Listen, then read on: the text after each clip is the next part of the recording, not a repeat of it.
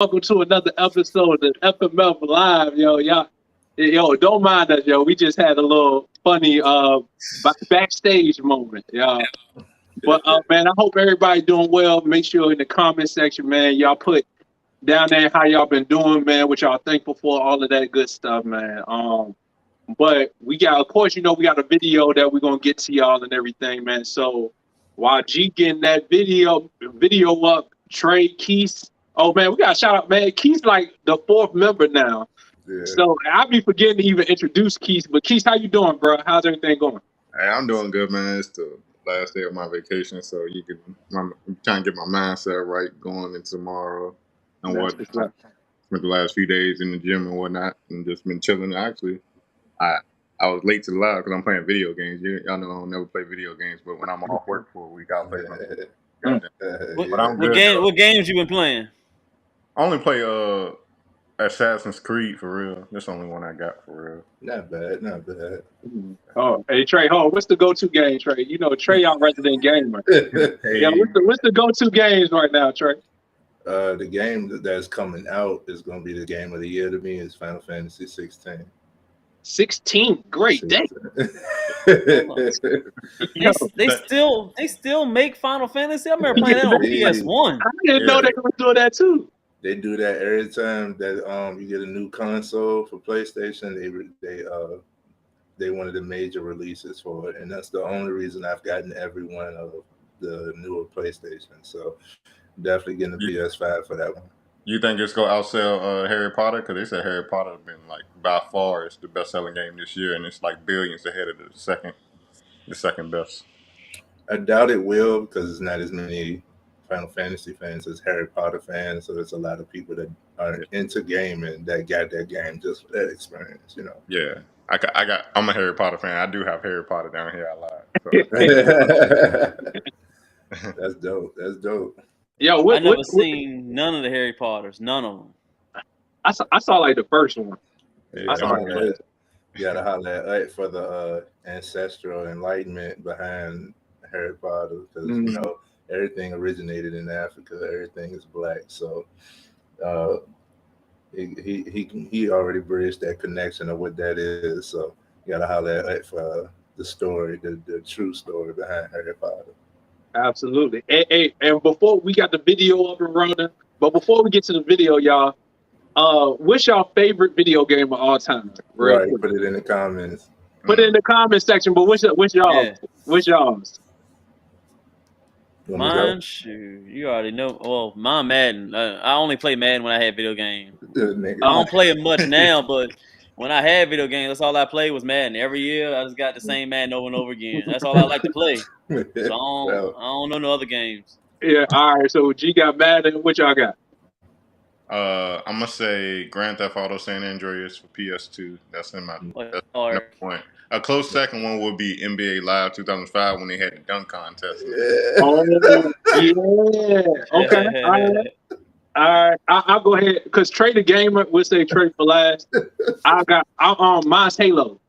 I was a Halo fanatic, bro. I was going. Yeah, Halo was mine. What you got, Trey? My all-time favorite game is Final Fantasy VIII. Final Fantasy VIII, but I'm also into God of War. God of War never failed me down. God of War, down. And all of the Tomb Raiders. Tomb Raider holding strong as well. Yeah. Tomb Raider over Uncharted.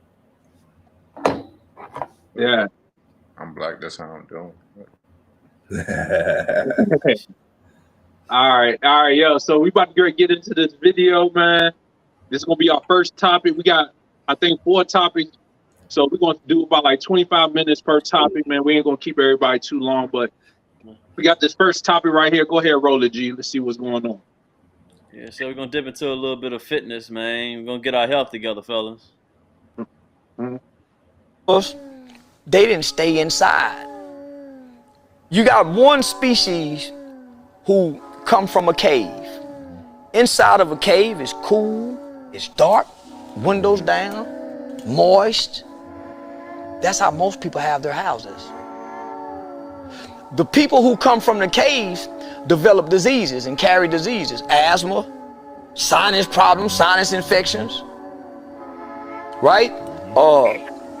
The sun people who come from the sun don't go in the caves, because if you take a flower and put it in a dark cave, it's gonna die because it needs sun.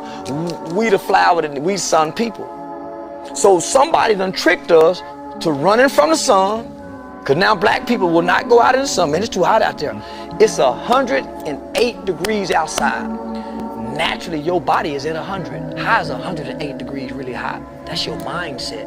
The white boy, you done been tricked, nigga. They done took you out your power. You don't even go outside no more. Who do you see outside now? I like that one to start off. I like that. Yeah, that's a big one. We don't like to go too racial, but this is one that I think that a lot of people are not looking into a lot when it comes to their health. Is that the nutrients, that vitamin D that comes from that sun and what it does to our body, and the importance of that energy flowing through us is going to be that sun. We come into a realm where we've gotten so comfortable as humans that we love the luxury of that air conditioning. We love the luxury of that covering. And I think over the years, decades, centuries, we've come accustomed to that comfortability of being inside. But as he said in the video, that really point out to me is that our body stays at naturally 98, 99 degrees. So it's funny how they tricked you, or people think in their mind it's a mental thing that if it's outside it's 99, 100 degrees, but you think it's too hot to be out there, but your body stay at that temperature all the time when you're healthy. So why would you think that's too hot for you? It's a mental game that they got you into. So the firm topic, I mean, Charleston came up with it, but I want to lean it on to us and talk about a little bit more on the importance of us getting outside and getting that vitamin D and that nutrients from the sun. What y'all think? I'm gonna start off by saying, it's funny this topic comes up because we see stories in the news like China trying to block out the sun. I'm not gonna start no conspiracies, but I'm gonna talk about it though. They said this the way they're trying to block out the sun is with dust, and you saw recently like these Canadian fires or whatever. It was a little smoggy outside and whatnot, so the sunlight wasn't coming through like it should. And also, as recent as 2020, there was something happened in 2020. I can't remember. It was big. It was all over the world, but people weren't coming outside for whatever reason. And I think that what actually made people suffer worse from that plague or whatever is because people wasn't coming outside. People wasn't getting that vitamin D. Like G said, you can stand outside for 20 minutes in the sun. That's the total amount of vitamin D you need for the day. But yeah, I think there are efforts to keep us lackadaisical, keep us inactive, keep us kind of low energy, and trying to keep us out the sun is one way of doing it. But let's hear y'all perspective on it. That's dope. Yeah, I would say, man, I think I'm one of the types. I do say I like winter a lot, but the reason I like winter a lot is because there's less stuff going on, so I can be outside and I don't got to deal with as many people. You know what I'm saying? Like that's the reason why I like winter, because I can go outside and it's not as many people, and that sun hit different in the winter. It's not to get away from the sun; it's more so less distractions outside. But with the summertime, man, even though I'm naturally a hairy dude, I sweat easy and stuff like that, but I still get out there in the sun because one, I know it's important to get our sunlight, but two, it's how I feel. It's when I'm out in the midst of everything, I feel energized. It's only when I get back in the house I feel tired and sluggish. You know what I'm saying? But while I'm out and about, and that sun hitting me and everything like that, I feel like I got the energy. I feel like I could conquer things and all of that type of stuff. And I do more in the summertime. So it's something about being out in that sun. And also if I'm not feeling well, I'd like to get out and take a walk around and things like that. Do the same thing with my daughter. So I definitely know the sun is a source of healing for a lot of things, man. And like G was talking about, and make sure y'all go check out G, man. You know, this is our fitness guy, man. He got all your fitness needs, man, dieting, all of that type of stuff, workout plans, man. G is the go-to guy for that. So y'all make sure y'all check him out. But G we started this thing called Free Session Sunday in Richmond, Virginia, that he started up, he founded and everything like that. And he wanted to get people outside and working and moving and getting out in the environment. And part of doing that is it's a different field. It's a different field. I don't know if I need to pause that now. No, you're good, Paul. Keep going. You're good on that one. You're good on that one. You're good on that one. I don't know if I need to pause that one, but yeah, y'all got me started from earlier. But yeah, it's a different field when you go outside and you working out, man, and you get that energy and the sun is hitting you and all that stuff, man. So for me, man, like Charleston said, it is different getting out in that sun, and it seems like it is not promoted as much for people to go outside and get in nature for some of your healing as well. So I do agree with it's not being promoted enough as much as they promoted these medicines and all this other stuff. So yeah, that's what I got to say about that. What you got, Trey? Absolutely. I emphasize the melanin portion.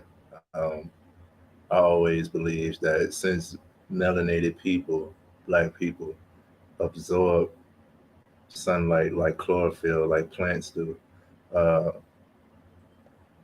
then the sun could do us no wrong, could do us no harm. But recently I've been getting mixed messages about us being able to get too much sunlight, meaning that it could start causing our body harm, it could start causing our skin harm, we could start, black people could get sunburn. I ain't never heard of this before. But what I stumbled upon is that it's a different type of sun because the sun isn't different, but our layer of protection, the ozone layer, all of that stuff has been tampered with so many times and so much that the sun rays are more direct. And being out in the sun, I'm out in the sun majority of the day, probably the whole time the sun is up, I'm out there. Yeah. So I have felt where it's like it looked like my skin was bubbling a few days where it was, it was at 114 degrees one day. I checked the temperature. I was outside and I was like, yeah, a lot of people, black people was telling me, yeah, even though we absorb the sun and we better fit for it, you still need to put on sunscreen. I haven't done it yet, but I kind of see why in this day and age. But the sun is definitely powerful. It's one of our main sources of energy. Nothing like natural light. Nothing like natural light and natural energy. Like you said, vitamin D. Vitamin D is not talked about nearly as much. When I learned how powerful vitamin D was, it literally can make you happy. Like so many people are in a depressive state. When people, that's one of the first things I tell people when they come to me about depressive moments or in a depressive mentality is one of the first things I ask them. It's like, how much outside are you getting? Are you going outside? Even when it comes to my wife, like she works from home and she starts feeling some type of way, I'm like, go on the balcony, get some fresh air, go for a walk, do something, but go outside. Not just turning on lights. You need natural light. Open the blinds, open the windows, turn this AC off. When it's time to get productive, I turn the air conditioner off or I turn it up so where it's not like it matches the temperature outside. So it's not so cold, because the more cold you are, the less productive you'll be.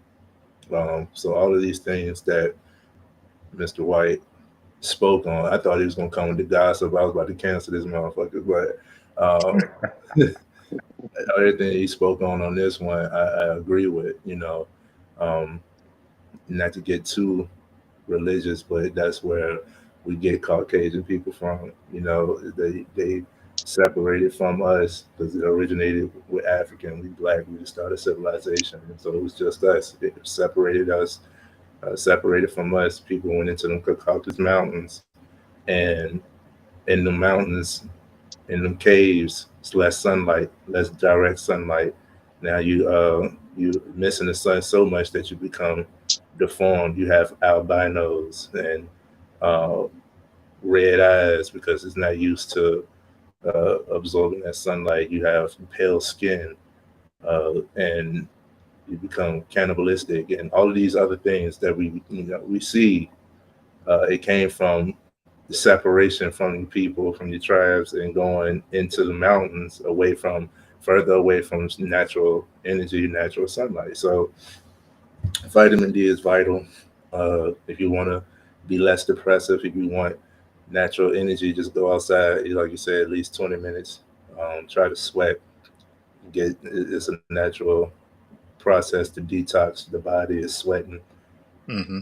You know, so like get active and go outside, bro. It's one of the best things you can do for you, mentally and physically and spiritually, all the way. I think you made a good point, Trey, when you talk about sweating. You know, because I'm one of those people. Like when I go to work at like 11 a.m. right, so it's getting kind of warm outside. I'm in my work clothes, you know, but I'm inside doing work. But you know, when I come outside, I start sweating. I'll be mad because I'm like, damn, man, I don't want to be wet inside in the AC or whatever. But yeah, sweating is big for getting toxins out your body. Don't be afraid to sweat. And then as long as you're replenishing all that with water, you'll be fine. But yeah, definitely don't be afraid to sweat. Very true. I think that's one of the reasons why I stuck with calisthenics and being outside. Because like Trey was saying, I know the difference of going inside of a gym and working out, and then as soon as I went outside, it just felt like my mood was better. I felt more energized when I was working out. And the funny thing, people be like, "It's hot outside. Aren't you tired?" And I will always say, "No." For some reason, no. I just feel more energized with that sun is just beaming on you, and I feel energized with the more I work out, the more I keep on going. I don't get tired. I feel like I just keep going and keep going. This is that energy. I'm happy. It's some with being outside. You feel connected with nature. I think we're nature, like you said, when we're dead and gone from this earth, we go back into the earth. So we have to be one with the earth. And when you got that natural wind, that natural sun on you, all that oxygen, man, it's a better feeling. I think that'll help cure a lot of these diseases, a lot of these ailments that we have, and people would, of course, exercise more, but being outside more. He said one thing about it about Ian in the inside. When you're so much in the inside, it's isolated, which was good for us to keep the heat and the cold weather out. But there's negative effects to that. You can't. There's so much moisture in this hold inside that you can't get natural oxygen that your body needs, and you're breathing in all the toxins that's inside when you're cooking, when the air conditioning is going. All this stuff is going on the inside, and it's clogging up your insides. You can't filter out correctly. I think that's one of the reasons why they build that mucus, and a lot of these ailments come on in these diseases. He had a point with that. I believe that too. So if you get outside and breathe that natural air, I mean, I think we'll all be healthier as people. That's why I keep on getting on everybody about isolation. Like isolation is good and cool for a moment, but you're not supposed to stay there. When you stay there, that's when you fall into that downward spiral.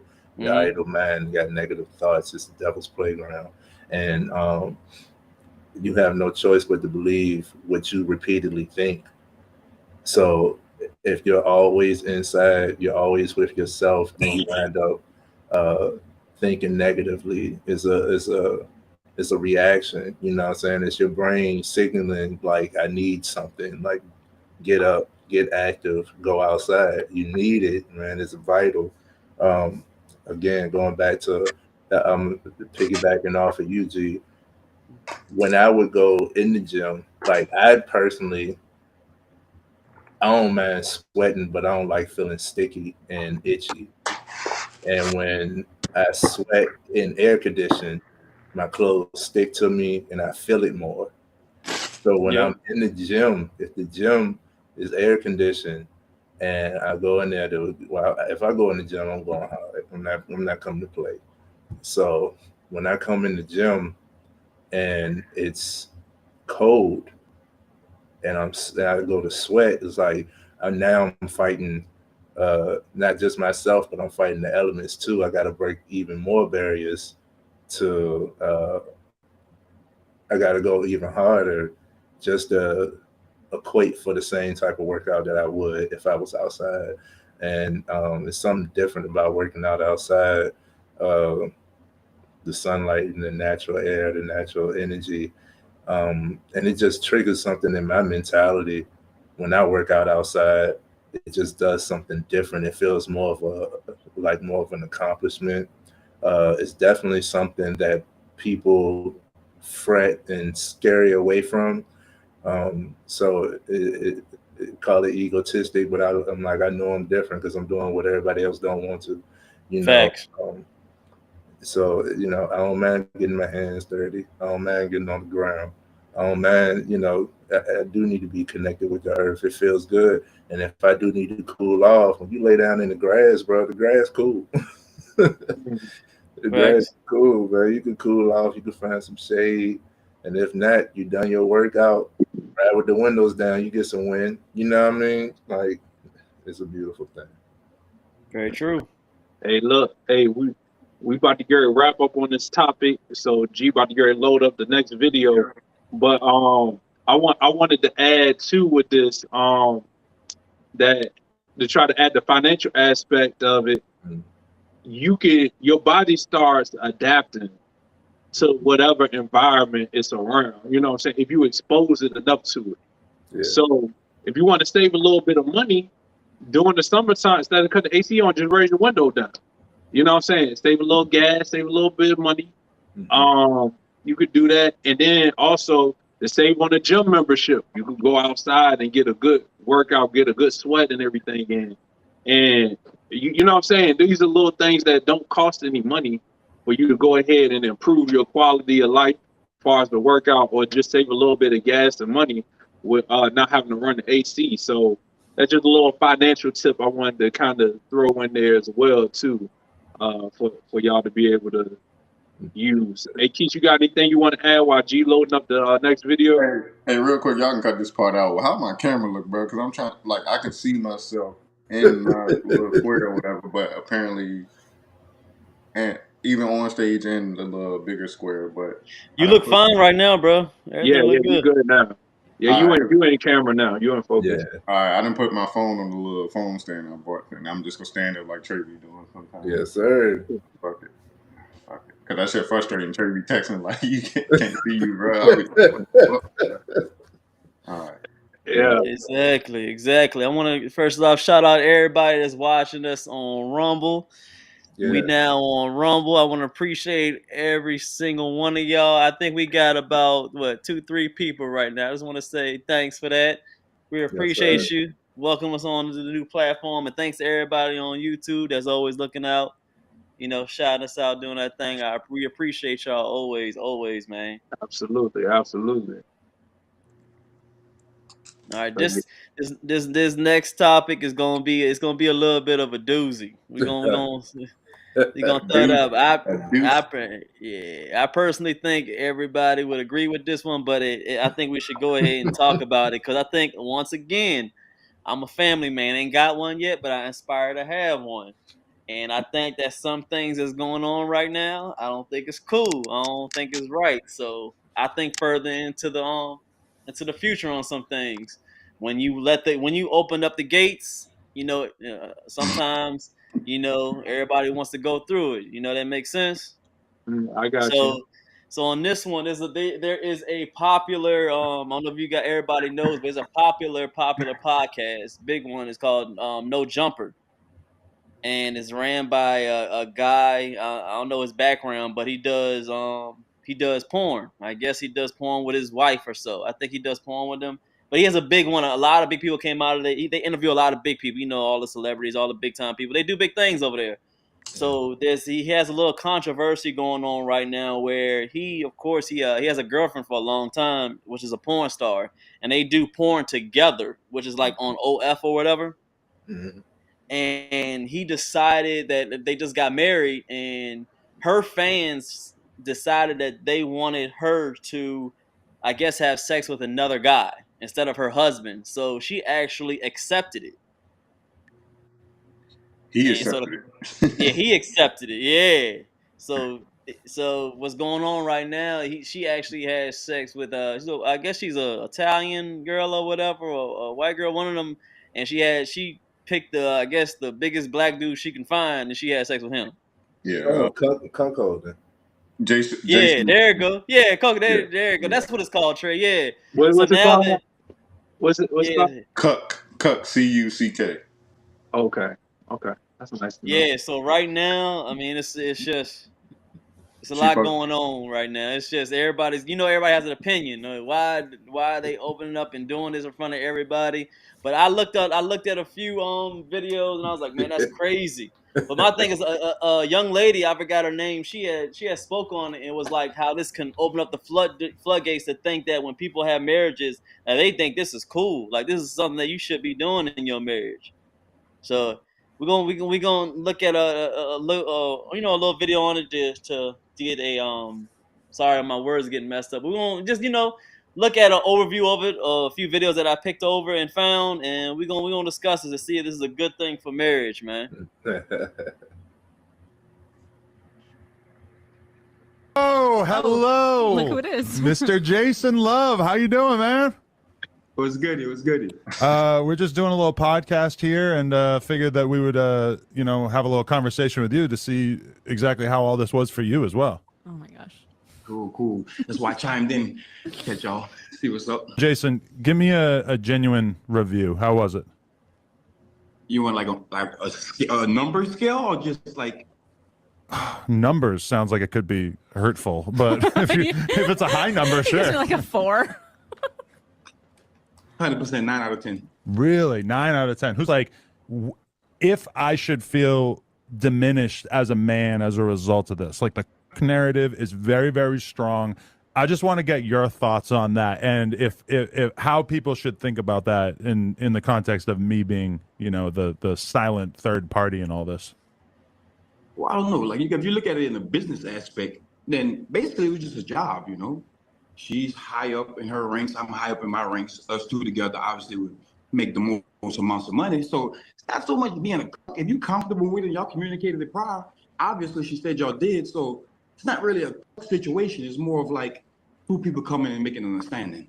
Yeah. So if you're cool with it, then, it is what it is. Me personally, I don't know if I have enough in me to allow it, but everyone's different. Everyone have different levels of, how do I say, mental maturity. Lena is just like shriveling up into a ball right now. I can see how uncomfortable this is making you. Yes, it is making me very uncomfortable. And I'm glad that he's only, on Zoom and not here right now.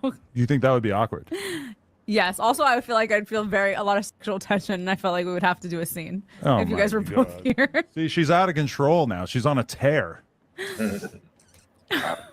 I've been known to have that effect. I apologize. See, all right. Now I'm going to have to really mind you next time you're going to an adult event that he's going to be at, right? No, but I would be turned on if you were there. Ah. Yeah, it's like you're part of it.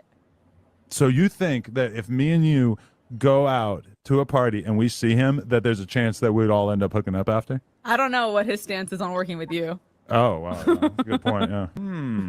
As long as I'm not sitting in a chair with my arms tied behind my back or whatever. You gotta hold the camera for one shot. Right.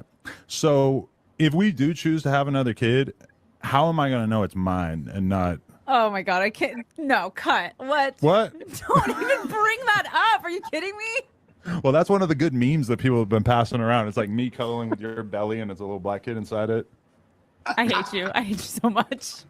Oh, we're going to do like a full-length interview at some point, but I appreciate you banging my wife. And knock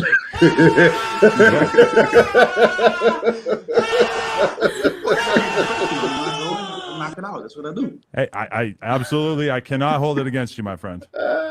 Did you see it yet? I saw a few of the clips, and yeah, I think you put it down. I believe if it was mainstream, it probably would win an award. Oh, well, that's a big idea. My assistant did give me the idea to submit it for an AVN. I was like, I don't know. I feel like this might be crossing the line. Yeah, Pound Town. You just left Pound Town. I was going to call it the wedding gift. For the record, it's not literally your wedding gift, but it was something that we kind of like felt more comfortable with after the wedding and whatnot, right? It just makes sense. That's what everyone's latching onto. They just got married, you know? So. All right, Mr. Love, appreciate you. Bye, Jason. Thank you. The bodyguard, homie, beat the shit out of her for a little bit, you know? Hey, yo, my man, I got next. Huh? Hey, yo, my man, I got next. You said you want next? Nah, I said I have a good time with the best. Yo, why is he so happy? It's my turn. You told me it was my turn. So Lena, this is my buddy Neon. He's of age, I promise. So Neon, go ahead and smile and wave. Give her a wave. So what's up, Neon? Nice to meet you. My boy Neon here, you know, he's a great guy. You know, he just hasn't had the fortune enough to have sex yet, you know, but he's ready. I have a question, Mr. Adam. Yeah.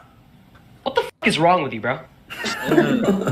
Like, are you like genuinely okay in that? Like, genuine question, bro. Are you fucking psycho? What is the thing that you think makes me psycho? I mean, you let your wife literally get by a black guy, bro. Like, are you fucking stupid? Well, it's just one guy. It's not really a Hold on. Let's backtrack, Neon, really quick. Because I'm gonna be honest. I'm a Muslim and I don't fuck with this shit. Dead ass. That's why I'm a virgin. I'm waiting for marriage and I don't fuck with this. So Allah told you to not get any pussy or what? Or did you read it in the Quran somewhere? Yo, Neon. I don't know who in their right mind is fucking you, first off. Second off, if I wanted to, I could easily fuck your bitch. I put that on my mother's life. Wallahi. Fuck you. So, Lena, do you think I look good? Be honest. No, I'm not down. I just saw this whole interaction play out, and I was like, definitely not fucking this guy. Yeah, I'm gonna go out on a limb and say I have a higher net worth than you, unless you got really lucky on Bitcoin. Don't care. You're gonna burn in hell. You have literally no morals in your wife. So I said it. I don't give a fuck. There is no hell. Okay. I'm gonna do great in the afterlife, and my wife is a beautiful queen, Neon. Okay. Cool. So you really think that her value? I think you're actually more delusional than that fat tranny I talked to. Put on God. Entering her besides my own. Huh? You really think that one entering her depleted her value that dramatically? Yes. I can assure you it wasn't that big a deal. Oh, say that. That was a lot, right? That was a lot. So hey, bro, I ain't never seen a white Muslim before.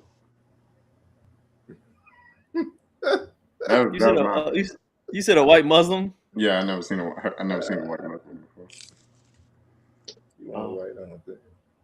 I guess they got some. Only time I've seen some. Y'all remember that? I don't know if y'all seen the Malcolm X movie. And remember he was like, he went I guess over there. I don't know what's called, like the some big place where Muslims they pray.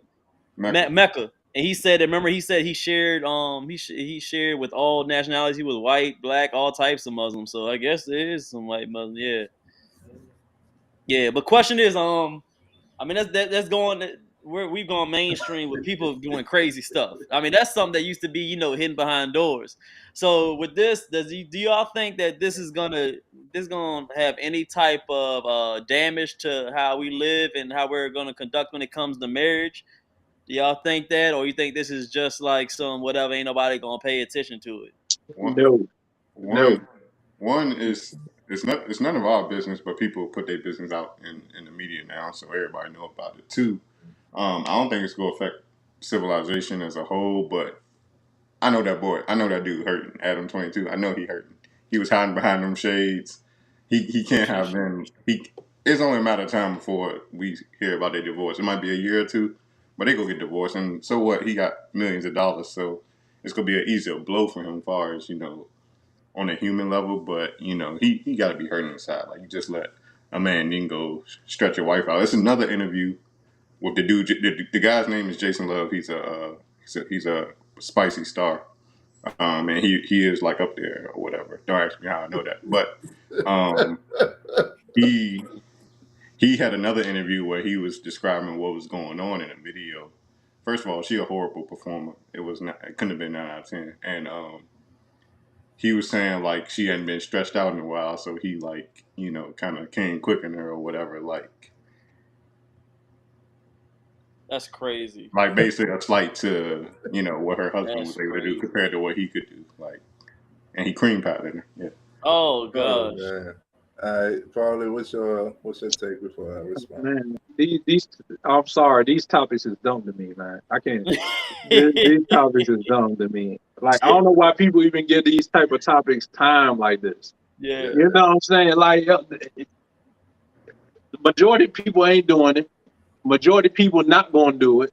You know what I'm saying? Like, and you know, like I would never. I just couldn't. It's like I couldn't do it. Hey, Paul, let me ask you this. Paul, let me ask you this. So, when G was saying that Adam 22 and his wife make OnlyFans porn, they be having threesomes with other women and stuff. So he's like slept with a bunch of other women. But tell me if you were in that situation, it don't matter how many women you slept with. At one time, another dude, you know, get up in your girl, you could be hurting. It don't matter. It ain't gonna Absolutely. Yeah. Absolutely. That's human nature. I think what happened is though, over time, people learn to deal and cope with situations. Like I don't know no woman that want to share their guy, but they learn to cope and deal with it, depending on your upbringing too. You know what I'm saying? So that's kind of why. But I understand finance. Let's talk finances now. the finance aspect is a business move. You know what I'm saying? It's a business move. They making money off of it. They profiting from it, not only from the actual act, but now they got this going around and everybody giving it attention. He probably doing crazy numbers on this podcast now, making money off of that. People worried about what somebody else. You know what I'm saying? Like, well, that's kind of wild to me. The rumor is kind of like, you know, he's been having some, you know, he had them black dudes left the podcast over some racial shit or whatever that was on his podcast. He had 2 black dudes working with him originally, so his numbers been down for like months and months. So they saying this was a way for him to turn it around and you know, get back on top as far as popular podcasts. Yeah, so his lady got on top. You know what I'm saying? To get him back on top. You know what I'm saying? Paul, you learning, Paul. You learning. But you know, at the end of the day, man, you know, is that conducive to community building?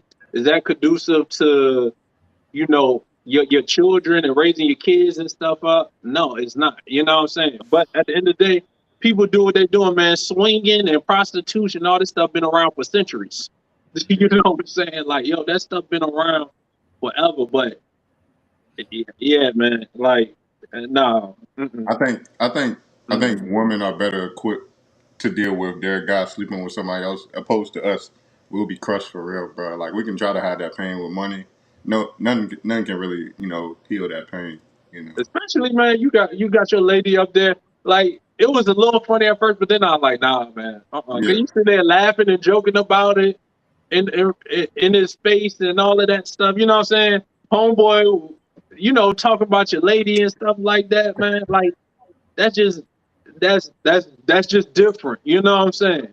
That's different. And I'm not on that wavelength. I'm not on that wavelength. I talked about now. Have I talked to women about like open relationship and stuff like that? I've had discussions about those type of things.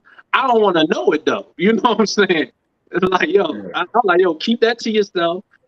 You know what I'm saying? But if we're gonna be in a real committed relationship and things like that, nah, man. You even heard Jason Love say, you know, he not equipped to deal with it like that. If he had like somebody he was married to, he wouldn't even deal with it. And he a porn star. Like much people as he sleeps with, he was like, you know, I couldn't deal with that. Another man dealing with my partner or whatever like that. Yeah, so. most guys can't receive what they dish out. And the 2 points that I'm gonna bring up about this topic is, one, how desensitized we are as a society to sexual things, and actually there's multiple points I'm going to make out. Is money isn't everything, and this is one of the reasons why, because now it goes into demoralization, and also this is also why I said traditional meets traditional, modern meets modern, because I do know people that do the same thing. Now, there's a lot of guys that haven't accepted the sharing of their partner, especially their wife. I don't know these people. I don't know, all of the backstory and all of that stuff, but just off of the clip, it could be seen as a financial move. You get some financial gain, but like you said, look at all the attention that you're getting. You would like to think that you can keep things in house, but those things are not going to stay in house, and you're going to be influenced. The next time that they go to have sex, it's supposed to be intimate, it's supposed to be a connection, but he's not going to be able to separate his thoughts. She's not either. So with both parties thinking outside of the act, you're not connected. So now that bond isn't there. Now that intimacy isn't being shared. And if that is happening, if that continues for whatever is the breaking, you're going to reach a breaking point. And unfortunately, it can lead to a divorce or a breakup, separation, or just high tension in an unhappy marriage. That's why I don't harbor on, like, yeah, there's duty, but if you don't have the morals to the duty, because his wife could have just been, she probably just got the okay from her man, and he just only thought about it from the financial aspect. I mean, if both of them are doing this type of stuff, it's just the industry, it's just business. No, it's not. That's why business is personal. It depends what business you get in, and you can do anything to make money. I was even falling into the realm of trying to find content to put up here. I was even scrolling some shorts on YouTube, and I came across the Tate brothers, and that's literally how Andrew Tate became a millionaire. His first millions. He said, okay, before OF and all of that, he saw that this was something that could be tapped into. So he got all these girls that liked him, all these girlfriends from across the globe, and I'm gonna put y'all on camera. He became a virtual pimp, basically, made millions of dollars off of it. Now he's the guy who's giving, relationship advice. That's a hell of a financial plan, you know what I'm saying? It's anything could be a business move if you know business. But that's why learn sales, but you don't have to jump into any business. But if you know sales, you could be a good salesman in any business, But that's why we got to have the importance behind topics like this, I would say, is being able to communicate, because the younger generation, thankfully, that young man that came on is established with some morals and some principles and a good fellowship around him, that he said, no, I'm saving myself purity for marriage and things of that nature. He's raised differently than what today's society is. He's more of a traditional mentality. That's why I say modern meets modern, because two modern mentalities could sell sex together and make a profit off of it. But it still has to be communication. It still has to be boundaries. It still has to be respect. And I think all of that was just crossed on this point. But if bruh is willing to tolerate it and thinks he can withstand it, then who are us to, one, judge? I mean, you're going to be judged regardless. But who are we to judge? And it doesn't matter what we judge if they are able and capable of withstanding that. But I wouldn't be able to do it. I'm not sharing, man. I'm not sharing, man, bro. That is a no-no. What about you, G? What's your perspective? It's a mixture of everybody. I think it's stupid. I think the topics, I think the main, overall the topic, it is stupid, like Paul said, but I think we should always look at things in a broader way and not always looking at it small. We've explained, and we said this multiple times, that media, any type of media, social media, it curves and it highlights on what's going to happen next for the most part, and a lot of people are impressionable. Now we see that things happen, and people are honestly, the majority of people are slow. Just offhand, most people are just slow. They don't have a lot of common sense. They're followers. So if they see something over repetitively happening in social media, they're going to think that it's okay.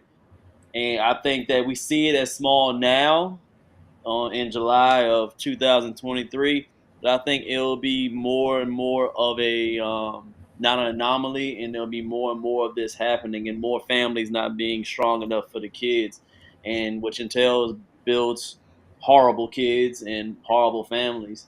And not saying that everybody's going to do it, but I think eventually it's going to be a snowfall where people are just doing stupid stuff and not valuing what marriage really is. We already got like we can already say it. They got man, women. They already started with that, and I guarantee somebody thought that was stupid at one point. If y'all would agree, that was probably stupid at one point. It's a stupid topic. This is dumb. It would never happen, and we see it now happening. I think this is another thing that may be able to keep on, will happen in the future. And I think that as men, we should continue to stand up for what is right and what is wrong. I can't stop them, and there's no way I can stop you. People are going to do what they're going to do, but I will stand strong and stand on my 10 toes to say certain things are just wrong, and I don't think it should be done. I don't think it should be normalized. Yeah, I don't think it. Exactly. I got a question for y'all. What's the part that's wrong? What would y'all say? We say is wrong. What's the part that y'all feel is wrong? It's violating the sanctity of the marriage. God Almighty, Trey, there it go right there. If you take them, I that's one thing that I always kept as a young OG, young player. You feel me? Yeah. It was the number one rule I learned from old heads was when you out, even when I was young, out talking to women, you could talk to somebody's girlfriend, you could talk to somebody's ex joint maybe. But one thing we was on the street was like, you do not mess with a married woman. Because they took that vow on God, and I don't touch that. Y'all took that vow. If you married Charlie, I don't even want to know you. I don't even know nothing about you. I don't need to know your number, nothing like that. Because they took God seriously. When y'all took them vows, it means something. Yeah. And I mean that with even if my homeboys, if they married and they up there doing some wild stuff, I'm gonna let you know, bro. I don't think you should do that, bro. That's just how I am. That's the type of man I am, and I'm gonna check you because you made that vow to her and you made that vow to God, so you need to go ahead and stand 10 toes on it. Right. So I think that's the part where I think is wrong. 100% me. What do the vows tell us? What do the vows tell us is the rule as far as a marriage? I'm asking honestly because I don't know nothing about it. But. Well, in today's society, you could write your own vows, so you really can set the own standard for the marriage, and that's why I keep on coming back to what makes things work. The longevity is communication and trust. All of the standards for marriage, all of the things that need to be provided by both parties, what roles, who's going to uphold what, who does what, and what the goal is. All that need to be communicated. What's your idea of community and family, and all of that needs to be communicated prior to a ring being put on anybody's finger or being proposed. You need to talk to the family. Even if they disagree, they still need to know your presence. You know what I mean? They still need to know, well, this is happening, So when it comes to the vows, the traditional vows states that you are only to have this bond with this one person. So once you're breaking the word when it comes to your woman and God, and it's going to affect you spiritually, because when you get married, bro, you become one. It's unity. You know what I'm saying? But in the traditional vows, it's like the preacher gonna say, "Another man shall not dick down my wife" or nothing like that. Like, you know what I'm saying? Like, it's not very specific. What Keith's saying, now it's been a long time for me, Trey. Yours might be a little bit more recent. It's like you now take this man or woman to be a lawfully wedded wife, to having the whole signature ritual before. It don't say. But I don't recall it saying nothing about that. It's called. That's where adultery comes. That's what adultery is. You having sex outside of your marriage. That's adultery, bro. Mm-hmm. That's the original definition of adultery. You can't. That's in the 10 Commandments. I think what you're saying is revised. Is that a European concept? No, that's the Bible's concept. Marriage came along because of Christianity. It came from the Bible, so that's where marriage came from. So it was always So you talk about the thing that the white people brought over from. I already see where Keith was going, man. No, I don't think Christianity was a white thing, because back then in Israel they were all black people. Maybe the black people were lost over here and white people brought the book over here, but it was originated from black people. We were the first people. Jesus was over there. It was over in Israel. Not the King James version. Not the King James. Yeah, you're right. Not the King James version. The one we use in church and stuff. No. You're right about that. King James, he was a wild boy. Y'all know his history. He was a wild boy. That's all we gotta say. He was a wild boy. All kings. He was a wild. But we ain't got to go that far on it. But overall, as far as overall the unity of it. I mean, I think it's wrong. Overall on the topic, we ain't gonna keep on going about. I don't think it's a good move. I don't think it's a good look on society, because of course people are impressionable, and they see this and it's it's put in their brain. I just think it's wrong. Everybody got their opinion. What's the final thought on y'all? I got one last question. I know we only trying to stay 25 minutes, but of course this one will run a little longer. And I agree with Trey when it comes to like the spiritual connection with someone, like that it can affect that. But as far as everything else, like whether it be marriage, whether it be you just dating, whether you just in a situationship, do you think here in America are we desensitized to sex, or are we like the only place on the world that makes it such a big deal, whether it be the act of sex, whether it be orientation? Because as far as what I know, other countries, sex isn't a big deal. It's human. Your orientation, like you don't see anybody waving flags or the media pushing any one group or anything. It's just like people are who they are, and everybody mind their own business and live their own life. But are we desensitized, or we just make our government and our society over here makes it a big deal? Yo, that's a good point, Keith, because I know the woman I talk to now, she used to live over in France, and she said over there they got like topless beaches, and you can walk around topless, and it's like not a big deal over there. You know what I'm saying? And then you say, yo, over here, people going crazy. You know what I'm saying? Where they see something. So I think it is something where we over sexualize. I don't know if it's desensitized, but I think it's over sexualized. And then when you overstimulate it, you start wilding out. You know what I'm saying? You start wilding out. You start and you start getting into other people's business and becoming more judgmental of other people and other people's situations and stuff like that. So I think that's a point I never thought about, Keith. So I appreciate you bringing that question up, because I didn't think about it, but I heard the same things. It's not as big of a deal in other countries. So to try to bridge this, I think that we are desensitized to sex, desensitized sexually as a people, as a society, globally. But we could be over-sexualized because sex sells over here. Sex sells everywhere, but we're more money-based. It's a capitalism, all that stuff. We're more money-hungry over here. The country as a whole make decisions off of how much profit we can make. You know what I'm saying? So they take a lot of moral out of things and just hype up and inflate things that doesn't really add any value. I saw where they said, I think it's Norway is the happiest, deemed as the happiest country in the world. And it's like, yeah, they got free healthcare, they got, resources that they need, the actual society, no wonder you're happy. Over here is like everything, you're selfish and biased, everybody got an opinion. So I think we're desensitized sexually because They might have topless beaches and stuff over in France.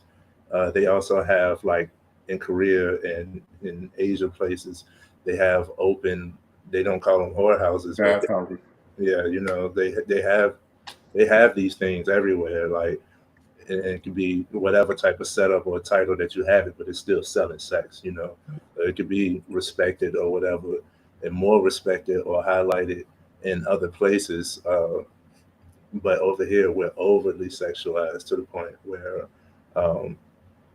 now we are more stimulated. You know, over there, I'm pretty sure they have. I don't know this for a fact, but I'm pretty sure that they have more sexual education, actual education around sex instead of just fear mongering around sex. They have, obviously, they have the.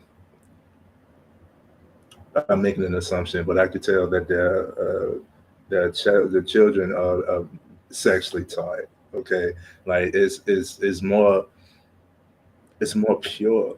Sex used to be a pure thing. Like, now it's just like when I used to hear about sex in the 90s as a kid, I was like, it sounds like a fun, beautiful experience. When I hear about sex now, it's kind of cringe. You know what I'm saying? I'm like, yeah, man, Pound Town, her booty hole brown. You know what I'm saying? Like, yeah, man, you know. Yeah, y'all know. Why can't that be fun, though? Huh? Why can't that be fun? Like, why is it not fun anymore? Just say because we it know wasn't. everybody else's business, or what you saying? I didn't say it wasn't fun. I'm saying that it's devalued. It's devalued. You know? Okay, I feel you. So now we don't even see, like, sex used to be about connection. Even if it was a one night stand, you gotta set the mood. You got music. You got candles. You got the red light district. You used to, you know, the quiet storm and all that stuff. Like, The quiet storm. yeah, well, it used to be more respected. Like, even if you were considered, you know, whatever the title is, a hoe or player, it still was some type of respect. We're overly sexualized over here in America, but we're desensitized to sex as a people. Yeah, we done. Yeah, like I said, space is done. It's almost done. It's just titties and ass and just genitals everywhere. Again, Pound Town, her booty hole is brown. That was on the radio. I'm letting y'all know that was on. I was letting y'all know. I know you talk about Sexy Red. Do y'all ever sit down and like realize that that's out here? Yeah. You ever like sit down like that, like without even just relaxing, like yo. It's been here. It's more mainstream, but the thing is, it's been out though. You know what I'm saying? I saw some Uncle Luke videos. That was back in like the early 90s. Yeah, and that J looked like it can be transmitted right to the day. You know what I'm saying? Yeah, we've been gone for decades. The world's been gone for decades. It's just more accessible. Y'all remember Uncut, BT Uncut? Yeah, that was a select few though, versus like everything now. You know what I mean? Everything. It's no hiding it. And shout out to R&B, because R&B I see is on the increase. Is getting back to the heart of what it used to be. Like, I'm feeling the R&B wave right now, as far as music goes, because they're bringing back the authenticity and vocals and meaning behind the music, instead of just fuck this and bad bitch this and my dick that and pimp and all of that. You know. See, I think everything in cycles. I think things come in cycles. You know what I'm saying? Absolutely. Whatever people see selling, that's what they're gonna start pushing. You know what I'm saying? That's over here. That's what I'm talking about. That's the bullshit. That's you money hungry. Always selling. All right, then that's what's selling. We're gonna do it. All right, let's think about it. R&B ain't no better than hip hop though. Right now, R&B ain't no better than hip hop though. They just going a different way about it. You know, they trying to do the same thing that the hip hop artists trying to do. They just going a different way about it. They singing about it. That's the thing. Yeah, it sounds better. I can't agree. Singers get away with stuff. I heard, like, I think it was K-Song. What was that? Man, I can't think of the name of the K-Song. But it's like, yo, I hope you don't feel it when you dancing on me or something like that. I was like, yo, when you were a kid, you don't think about it. That's what I'm saying, though. It was more creative. So it was it was more creative. It wasn't as blatant. Now it's like, no, we fucking on the dance floor versus you making it hard for me. You know what I'm saying? Yeah. There you go. At least as a kid, I wouldn't know really what he's talking about. As a kid, I'd be like, word for word in the back seat. I ain't understand why. But now you just blatantly. I used to get smack rapping some shit. Yeah, you know what I mean? You won't get smacked now. I used to have the Walkman on, like, rapping Mike Jones. Oh, the Walkman, yeah. My mom stopped the headphones on me because I was singing a Mike Jones song. It was like, I forgot what it was called, but it was the one with Yin Yang Twins. And it was like, I was like giving her that Mike Jones treatment. Yeah. Looking for a dime. Yeah. All right. Yeah, hey, thanks everybody. Thanks everybody for tuning in. Last thing, G, before you speaking of transmitting, tell your men out there in Houston, like I heard there's a syphilis outbreak out there, man. So y'all be kidding. I know you good, but you know. Oh yeah, I'm good. Yeah. Tell your brother, whoever you're close to, be careful. Hey, let them know. All them passport bros. Yeah. You don't need a passport to go to Houston. All right, let's go ahead and dip on. I appreciate again. We are FML. Appreciate everybody tuning in with us. Thank you, everybody on Rumble, on YouTube. Say what's up. Make sure y'all hit a like for the algorithm, man, and make sure y'all put something in the chat. Let us know that y'all out there, man. Say what's up. Say something in the chat, man. Let us know what's going on. Yes, we're gonna dip in. We're gonna dip it in. We're gonna go right to some finance. We're gonna talk about that coin, some of these coins, and looks like some people made some money. Some people lost some money. Some people made some money. But y'all got to be aware. And now it's here. The coins are here. It's not no joke. No joke. I'm sorry. No joke out here. So we're going to tap in about XRP. XRP had a lawsuit going on. It looks like I don't know if they won or they lost, but we're going to dip into it. What do y'all think about Bitcoin and going towards XRP? How the market's going, what's going on, how y'all feeling about this Bitcoin and what is it called, XRP? Yeah, XRP. Let's see, what's going on with it? So what happened was XRP is a byproduct of this company called Ripple.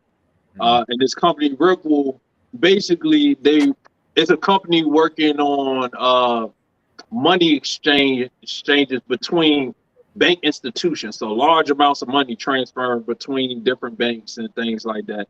And it's through blockchain technology, through crypto.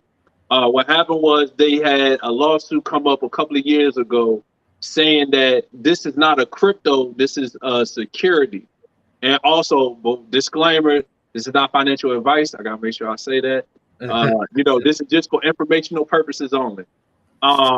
But they was going through a lawsuit, and what happened was about a week ago, the lawsuit came down. The decision was made that this company and this coin, the XRP, is not considered a security, so it doesn't have to be regulated under the SEC, which was who was suing the company Ripple. So with that being said, now that it's classified as a crypto, it's technically the first regulated coin, because now they know how to approach this coin. Now, it's no limbo with it on if it's a security or if it's a crypto. It's classified as a crypto now. It's still some other stuff with it, because I looked into the lawsuit. It said something about institutional sales directly from the company would be considered securities or something like that. I'm still doing more research into that to get a more understanding. You heard about that, Keith? Yeah, when you said the keyword institutions, man. So keep going. Yeah. So it's institutions. So like if a bank decided to buy 100 million coins from Ripple, I'm assuming, like I said, I'm still doing the research, they will classify that as a security purchase, which that goes under a whole different other regulation. So the reason why this is important to know, we coming up on a time now where digital coin Fed now should be dropping sometime soon.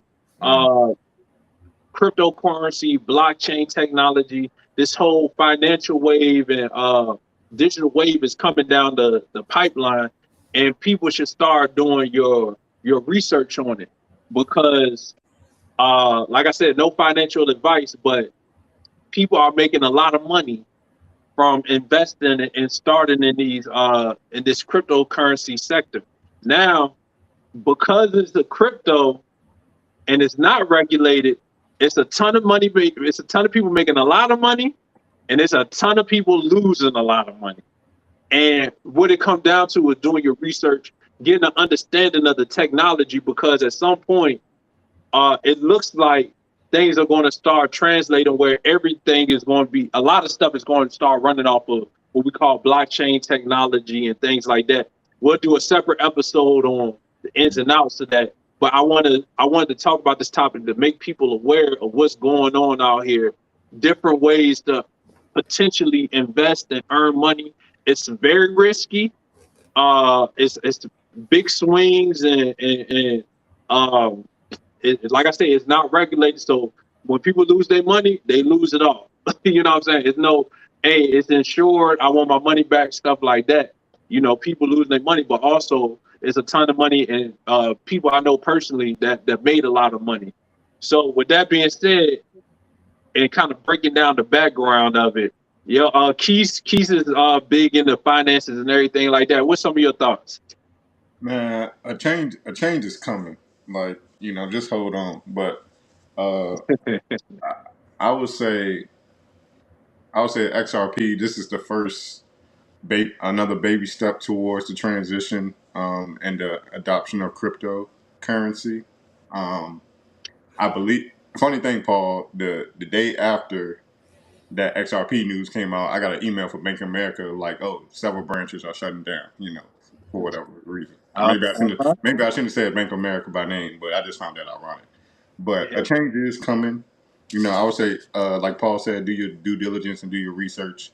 Definitely diversify. Don't put all your eggs in one basket, because, you know, you lay a couple little eggs everywhere, you know, you can grow into a little treetop. But I will say follow the institution, follow what the institutions are doing. There's also fear mongering within this game too, just like anything else, because the institutions, you know, if this is the next big wave, the institutions want to have majority control of things, right? So they'll tell you, they'll put it out there, this is risky, you know, these are the risks, don't buy it or don't go into it. But then the whole time they're just collecting it while it's cheap, while it's you know, pennies on the dollar.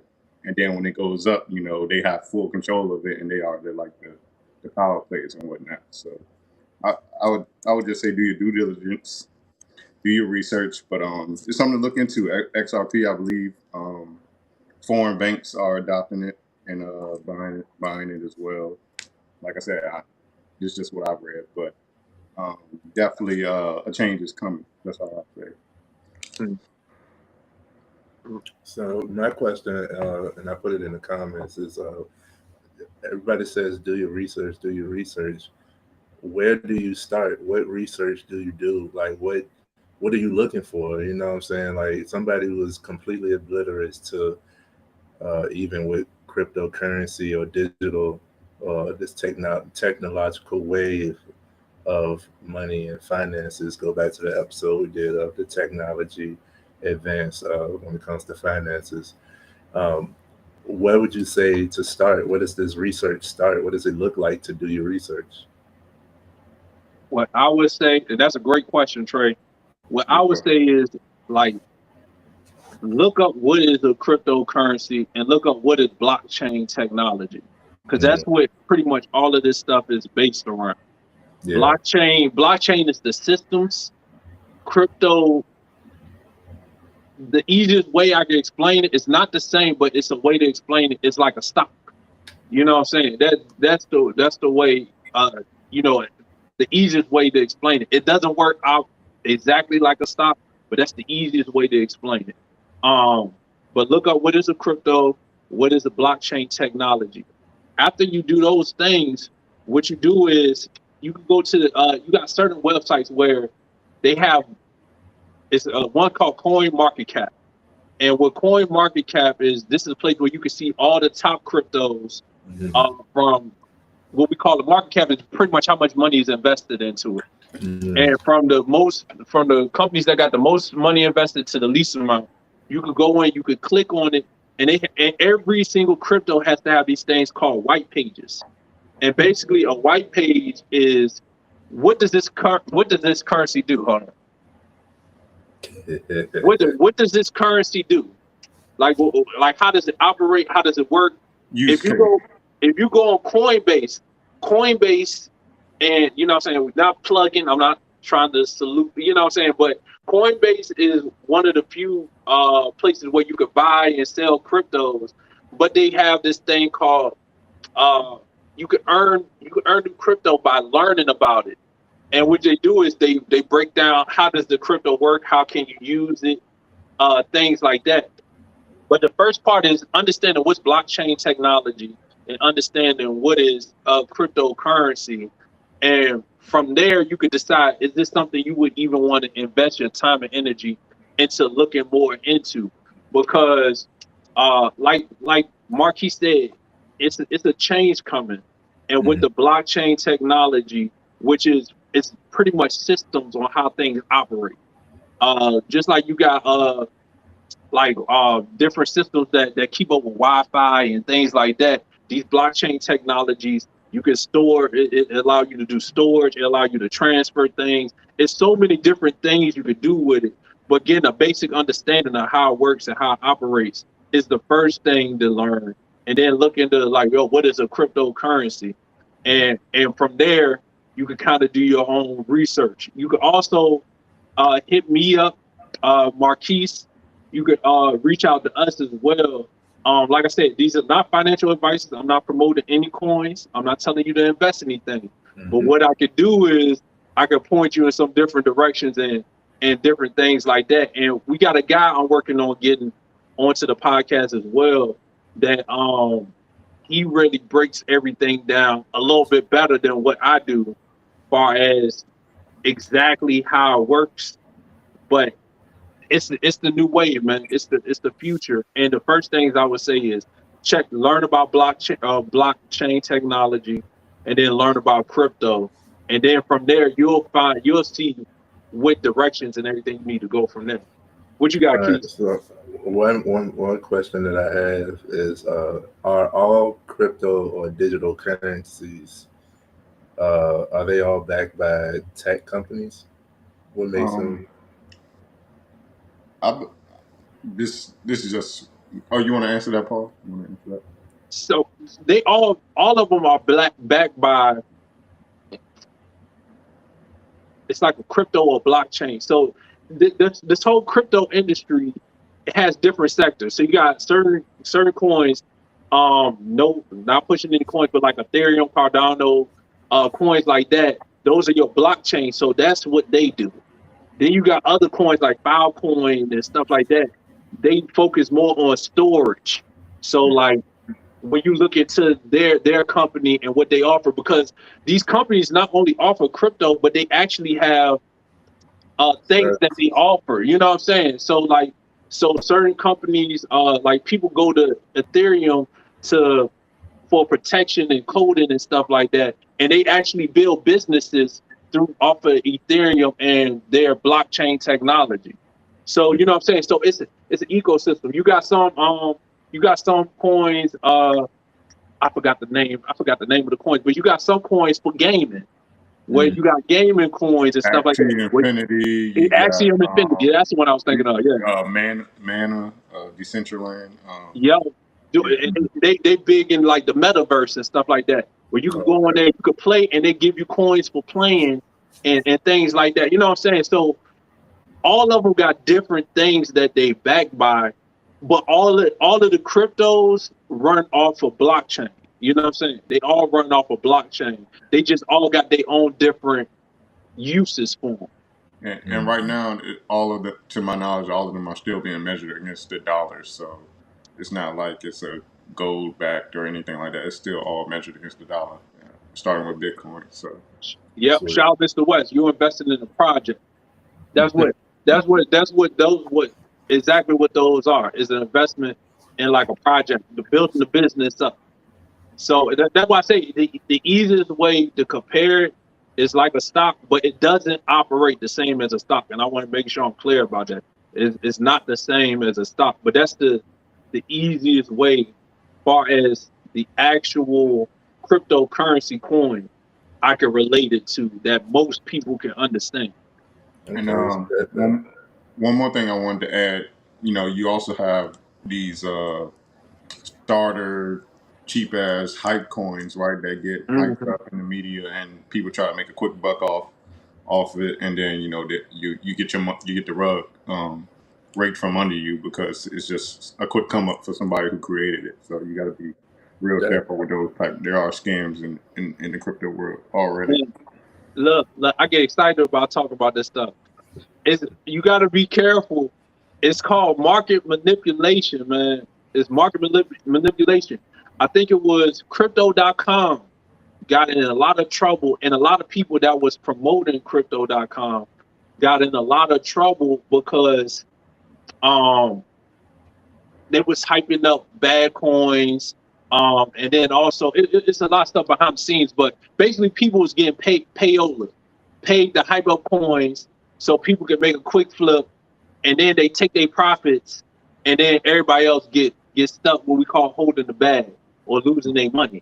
You know what I'm saying? So you got things like that where, the people on the bottom end up losing a lot of money because they invest in like what Keith said, investing in the hype instead of doing your own research. That is very, very important. Not even just in crypto, but also in the stock market.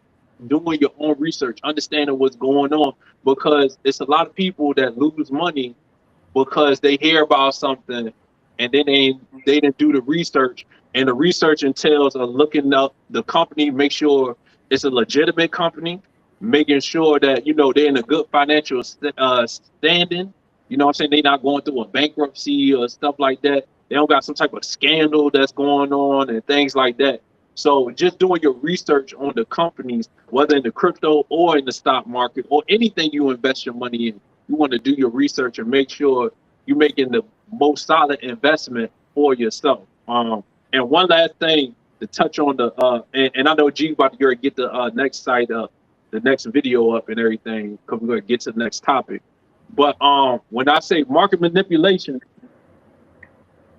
this is so big. When people got a lot of money, and I mean like hundreds of millions of dollars to throw around, when you ever hear market manipulation, those are the people they talking about.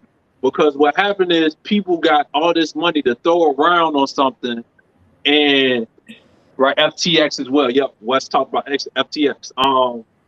People got all this money to throw around, and what happens is when you throw $100 million into something, it's going to move the needle.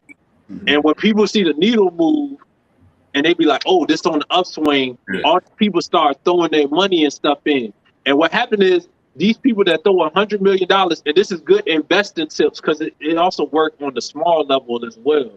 But when you put your money in, and we're saying for this one like $100 million, if it go up a penny, you done made what? That's about what? $100,000. $100,000. Yeah. If it go up a penny for $100 million. No, I'm sorry, 1 million. 1 million. That's a million. 1 million. Yeah, 1 million. It's $1 million. So a lot of times these big companies, and why you see a lot of non-movement in the stock market and in the crypto market is because these companies, they throw $100 million, $500 million in, they wait for it to go up a penny or whatever, they take their money out and take their profits out, and now because so much money came out, the price dropped back down again. And so, and they made their money, but the people that's investing in it didn't make their money. And that's why the stock market and the crypto market is so tricky, and you got to do your research. and things like that. But Marquise talked about a big point. Follow the big institutions. What they doing, if you follow what they doing, most of the time you're gonna come out on the good end because they the ones dictating what's going on with the market and what's going on with the price. So, I'm sorry, I geek out a little bit when we talk about this type of stuff, man. I love this. Yeah. And man, I do a lot of time and spend a lot of research to be able to, just educate people the best way I can. But also, like I said, do your own research, man. Absolutely. All right, last question I'm gonna ask is, when coming back to the research, what are some things they should be researching? I give us like 3 points. 3 points. So you want to look at market cap. So you gotta go into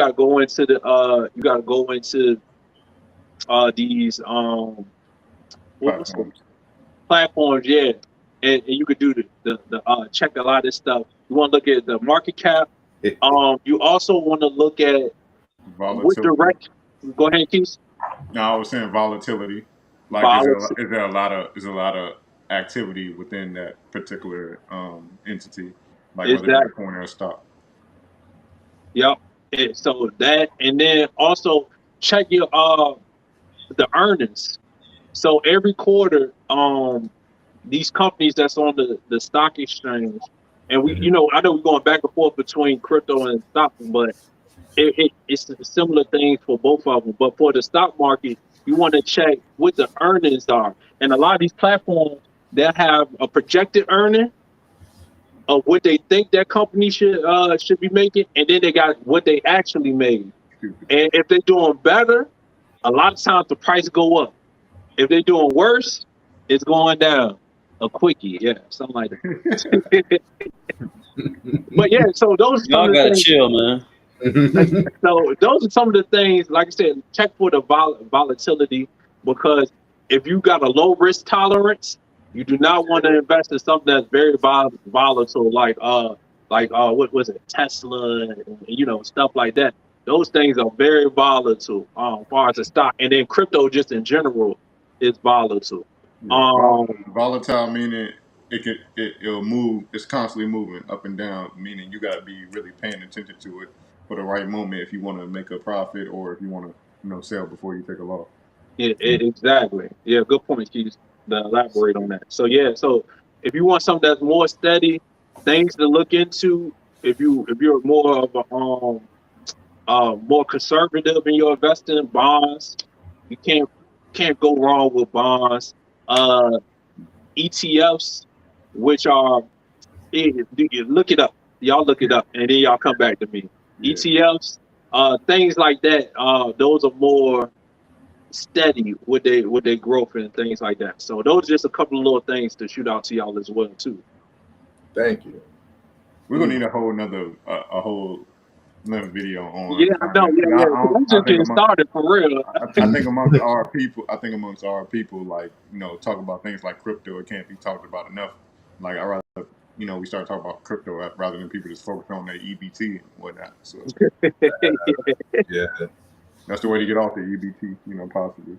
Man, and the thing with the crypto market is, with the stocks, normally you got to pay a couple $100 for a stock, $50, stuff like that. You got certain cryptos you can get for less than $5. And depending on when you do your research, if it's something that you feel like a project that you feel like you can support or get behind, you can invest in, and you can see a lot of growth, because less than 1% of all investors are in the crypto space. And I said investors, we're not even talking about people that don't even invest money. We talk about people that actually invest money. So it's a lot of room for growth if it catches on and things like that. Because like I said, I'm not trying to push the hype or anything, but it's an open market if it catches on. Yeah, that could be a lot of growth for a lot of people. Yeah, Paul is basically saying the playing ground is about as level as it's going to be for anything else going on in the financial world. So get in now. Yeah. After you do your research, and listen, I ain't suggesting it. Do your research. Yes, sir. I think everybody should research. It's gonna be a wave, man. I've already been in it. I'm doing. Life is good right now. Yeah. He been quiet, but I know he been working. Life is good in the background on some other things he probably could touch on financially. Yeah, you know. So life is good, man. Life is good. We're gonna be all right. Yeah, Everybody no go. Please learn. Please do your research. Just yeah. Better It's share all the right. wisdom, bro. We will, man. We will, man. I do it for the friends and family first. They gonna have to wait, but we gonna get it straight first, man. Yeah. Man, we gave y'all what to look into, so y'all gotta go from there. But we'll be talking about it more in the coming times because it's a lot of news and a lot of future news that could be coming out about crypto. So we'll be making sure we touch on it a little bit more. Exactly.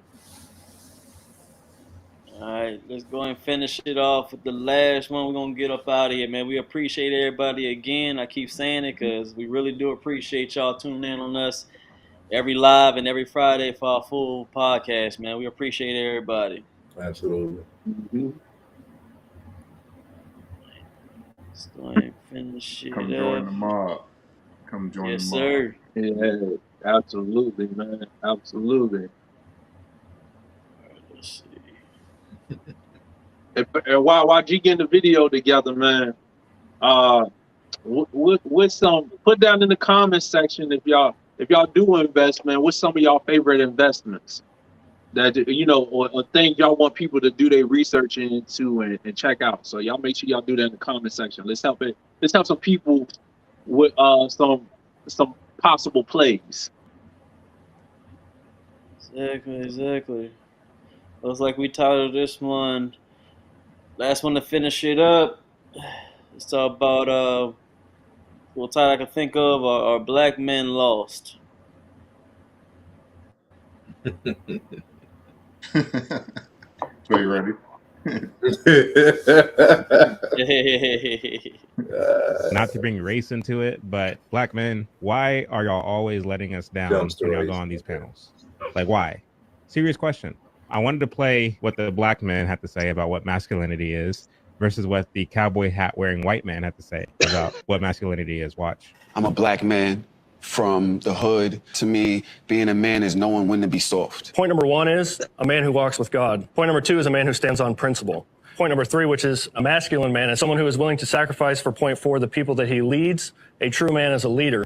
And number five, a masculine man is never a coward. That's a lot there. Yeah. Male and female matters. God gives you one of those identities, you take on that role. And now you're responsible for fulfilling that role. There's a masculine crisis because men are not taking responsibilities for the God-given roles that they have in society. And so when you take away the need to say, God made you this or God made you this, now you don't have to take responsibility for not fulfilling what you were called to do. When you do that, you also take away other things that somebody else may do. If I have a woman or a partner that wants to take on certain roles and I say, hey, those are my roles that God gave me in society, now I'm suppressing that person. Like at the end of the day, we're all human beings. What it means to be a man is to be a adult human male. You have the black man and the white man. The black guy told you he was black and he was from the hood. So that's his intro into all of this we're talking about. The white guy is speaking about God and principle. He's not talking about race. He's talking about God and what God requires a man to do. And I think the problem is that the host said it when he said that's a lot there. So in other words, what the white guy is saying to the average guy today is too much. It's too much for the average guy to follow God and self-sacrifice, leader, never a coward. That's a great task. If we go the black man's route, he can literally sit back and let the woman lead. If you look at black culture, the women run it. The women run politics, the culture, the church, teachers, mostly, like everything in the black community is ran by women. It's interesting that we can put it into racial terms, that you find that the black guy behaves more like a woman. His thought process is more like a woman. He's lost his real identity. He's talking about there shouldn't be roles. You know, he's supposed to be the one that is setting the tone. He's supposed to be the one that is setting the standard for his home, for society, for his community. And he just sounds very lost, where the cowboy hat guy, he's very determined and he's very resolute. He's matter of fact. He's not wishy-washy, and he sounds like somebody you can depend on.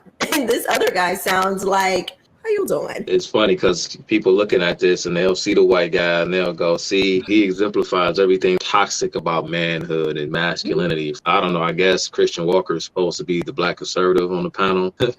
You make of that what you will. It just goes to show you how much blacks have bitten the forbidden fruit of Marxism. Feminism, such as it is today or such as it ever was, is just a mutation of Marxism. Friedrich Engels in his book, The Origins of the Family, about how the female sex should be ushered into the public sector in order to destroy or destabilize the monogamous family as a quote-unquote economic unit. And so when you have so many black men who buy into this entire oppression narrative, black identity, such as it is, has become synonymous with communism. Man, they don't get that. Trey made me laugh. I didn't even see Trey.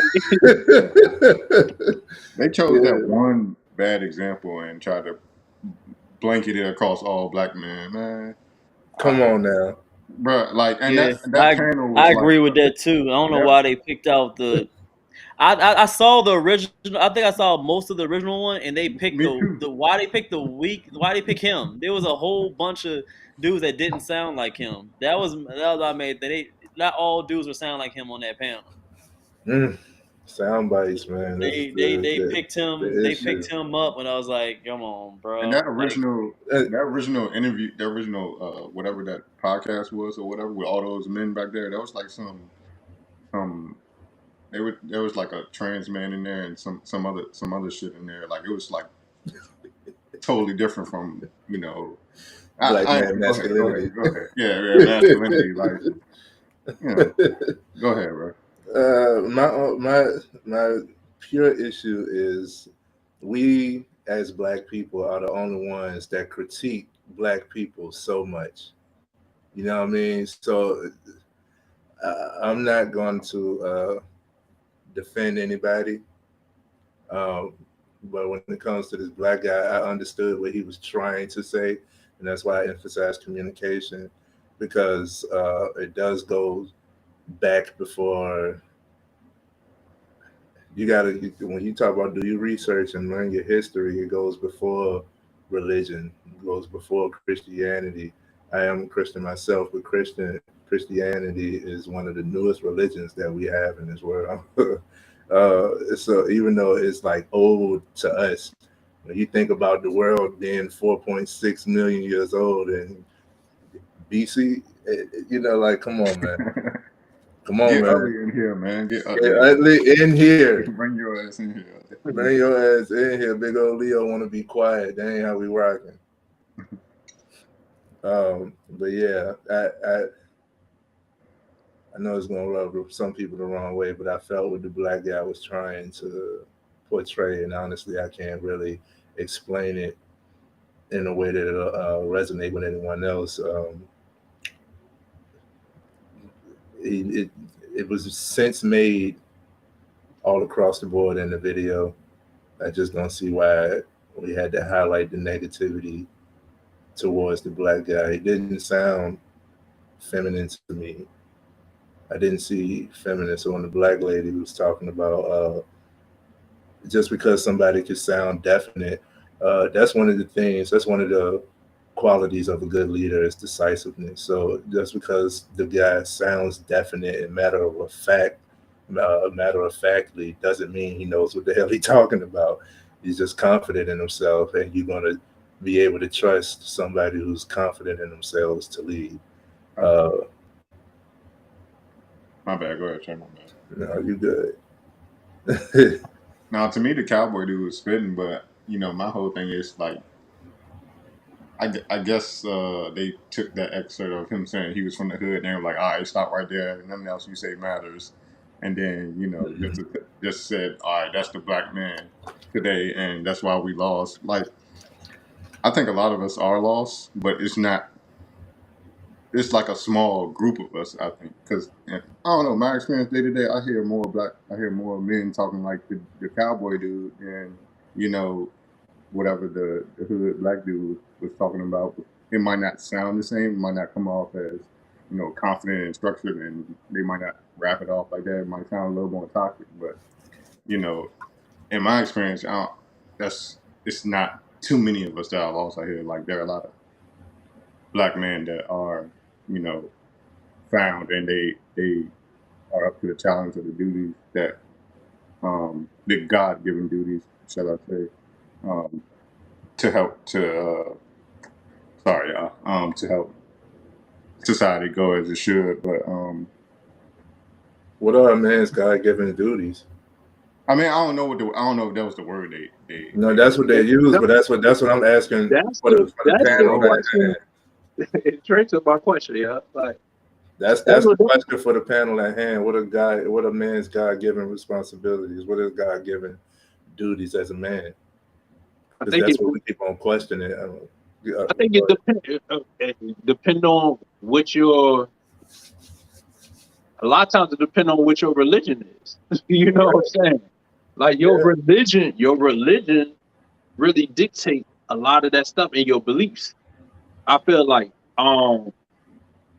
to go back to the point, because I was going to ask that question, but the thing that irritates me with stuff like this, man, is like what y'all talked about. Like, yo, why do we keep generalizing everybody in the same breath?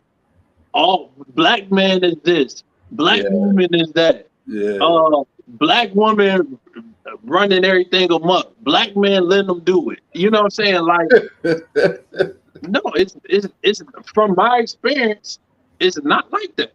It's not like that. Even I don't care how much stuff you see on TV, what I see on a day-to-day basis, for the most part, is different. You know what I'm saying? Right. So I just, it just. I'm still trying to process the video because it was a lot up in there because they just started jumping from different point to different point to different point and things like that. But my initial thought is like, yo, how you gonna characterize us as all the same? You know what I'm saying? Because we all different. Like everybody got how they raise people and do things is different from person to person. Yeah. The goal is what kind of outcome are you getting? That's the thing. What outcome are you getting? Are you getting your desired outcome? If you're doing all of these things and you're doing following your traditional beliefs, but you're still getting the wrong, not the desired outcomes, then it's time to check something. If you're doing it the opposite way and you're not getting your desired outcome, it's time to check something and figure something out and figure out what needs to be changed in the midst of that. So it's a lot in that video, man. I'm still trying to dissect and process a lot of stuff in the video. The irony is he started out posing the questions like, why do black men on these panels keep embarrassing us? And the first thing they did was find the first black man to embarrass. Like, that's what I'm saying. Get the fuck out of here. Like, right. That's what I'm saying. But the thing is, we didn't hear his whole conversation. Facts. We didn't hear. We heard an excerpt of it. You know what I'm saying? And how he presented it is how he presented it. But I'm not going to sit here and say he made a fool or anything of himself. He asking general questions, and we don't know what he was saying before that or after that, or you know what I'm saying? Like, we just taking a part of it, and anybody can take up clips of us, and we're gonna sound crazy. Yes. You know what I'm saying? Like, anybody can take a clip and then react off a clip of us. But if you look at the whole totality of everything, that's different. You know what I'm saying? So I'm not even going to sit here and say that he might have been leading up to a whole point that they didn't even discuss before. So I'm not even going to even fault them for that clip until I know the whole conversation. Plus, so going back to leaders, first of all, shout out to the brother for being willing and able to speak. That's just literally what this platform was created for, black men to speak. And we are able to speak. And now that we're speaking, we get so much backlash. But regardless of the backlash, you got to be willing to speak. Can't have community without communication. Now, like I said, I felt and understood from my perception what he was getting at, you know what I'm saying? Because I could already dissect and dilute all of the backstory. I'm already hip to the factors and what he's talking about. But if you're an outside person, when you talk about these factors, you sound like a victim to somebody else. You know what I'm saying? So it's like it's not going to make sense to. It's not going to resonate with a lot of people, even our own people who didn't come from the hood. You know what I'm saying? So him simply saying, I'm from the hood. I know what you mean. I feel you. I know what you mean, bro. I know what you mean, bro. It's not going to resonate with the 80% of people who didn't come from the hood. You know what I'm saying? It's not going to. It's not meant for them. It's not everything meant for everybody to understand. You know what I'm saying? Like, no, go ahead. My bad, Trey. No, you good, bro. Because this is a open topic. Y'all go ahead, because I'm about to unload. All right, go ahead. What's your thoughts, G? Oh no, girl, I wanted to finish. Let Trey go ahead and keep going. Go ahead and finish your junk. Go ahead, go over you. All right, man. So when we go over talking about the leaders, right? The reason why I applauded him is because he was willing to say anything versus most of these people who are using it. You know, Jada Kid said it best. Social media gives cowards an outlet. Most of these people and most of the people who have opinions on everything, they wouldn't say it in person. 1, 2, they wouldn't say it to a certain dynamic or a certain group of people. They change their identity around a lot of people. I know this from the in-person interaction. 3, they're looking for attention, they're seeking attention, and it's all reactive. I know that life is 90% of how you react to it. I just spoke about that at Free Session Sunday. Shout out Free Session Sunday. This past Sunday, we just did that. But I have less respect for those who only respond and react. You're not doing anything about it. Like this brother that brought up the question, what are you, where's your stance on black man masculinity? Where's your video? What are you trying to get views? Where's your stance on prove it? You know what I'm saying? I'm tired of negativity spreads faster, but I'm tired of the narrative of this is the problem. This is the problem. No, we're the problem. No, they're the problem. It's all a problem. All right, so let's talk solutions then. You know what I'm saying? If you want to be the change, you know what I'm saying, it starts with you. So start speaking. If you see that these black people are on a panel embarrassing black people, then stand up for black people. You black, right? Then stand up for black people, bro. And go up there, get on the panel, make something credible, make your name credible enough to get up on this panel and speak your piece about black masculinity. Speak your piece about, first of all, masculinity is masculinity. It doesn't have a race. All right. So if you're gonna go up on here and you're like, you got the email, then you have access to every social media platform. You can create whatever content until it gets banned, until it gets enough attention to get banned. Then it's not going to matter. You can put up and put out whatever it is, whatever opinion, and there's no fact check. There's no judgment. There's nobody in front of you that's looking at you like, motherfucker, if you say this, then you're going to have to deal with me. It's none of that.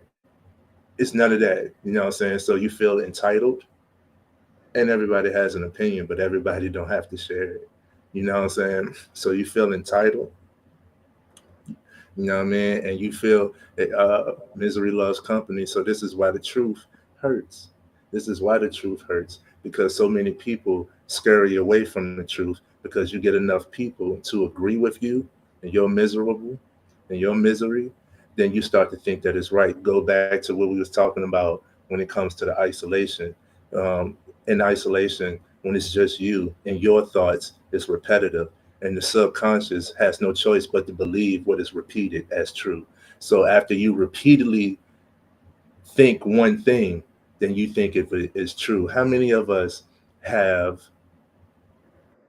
told a lie so many times that we don't even remember what the original thing was? You know what I mean?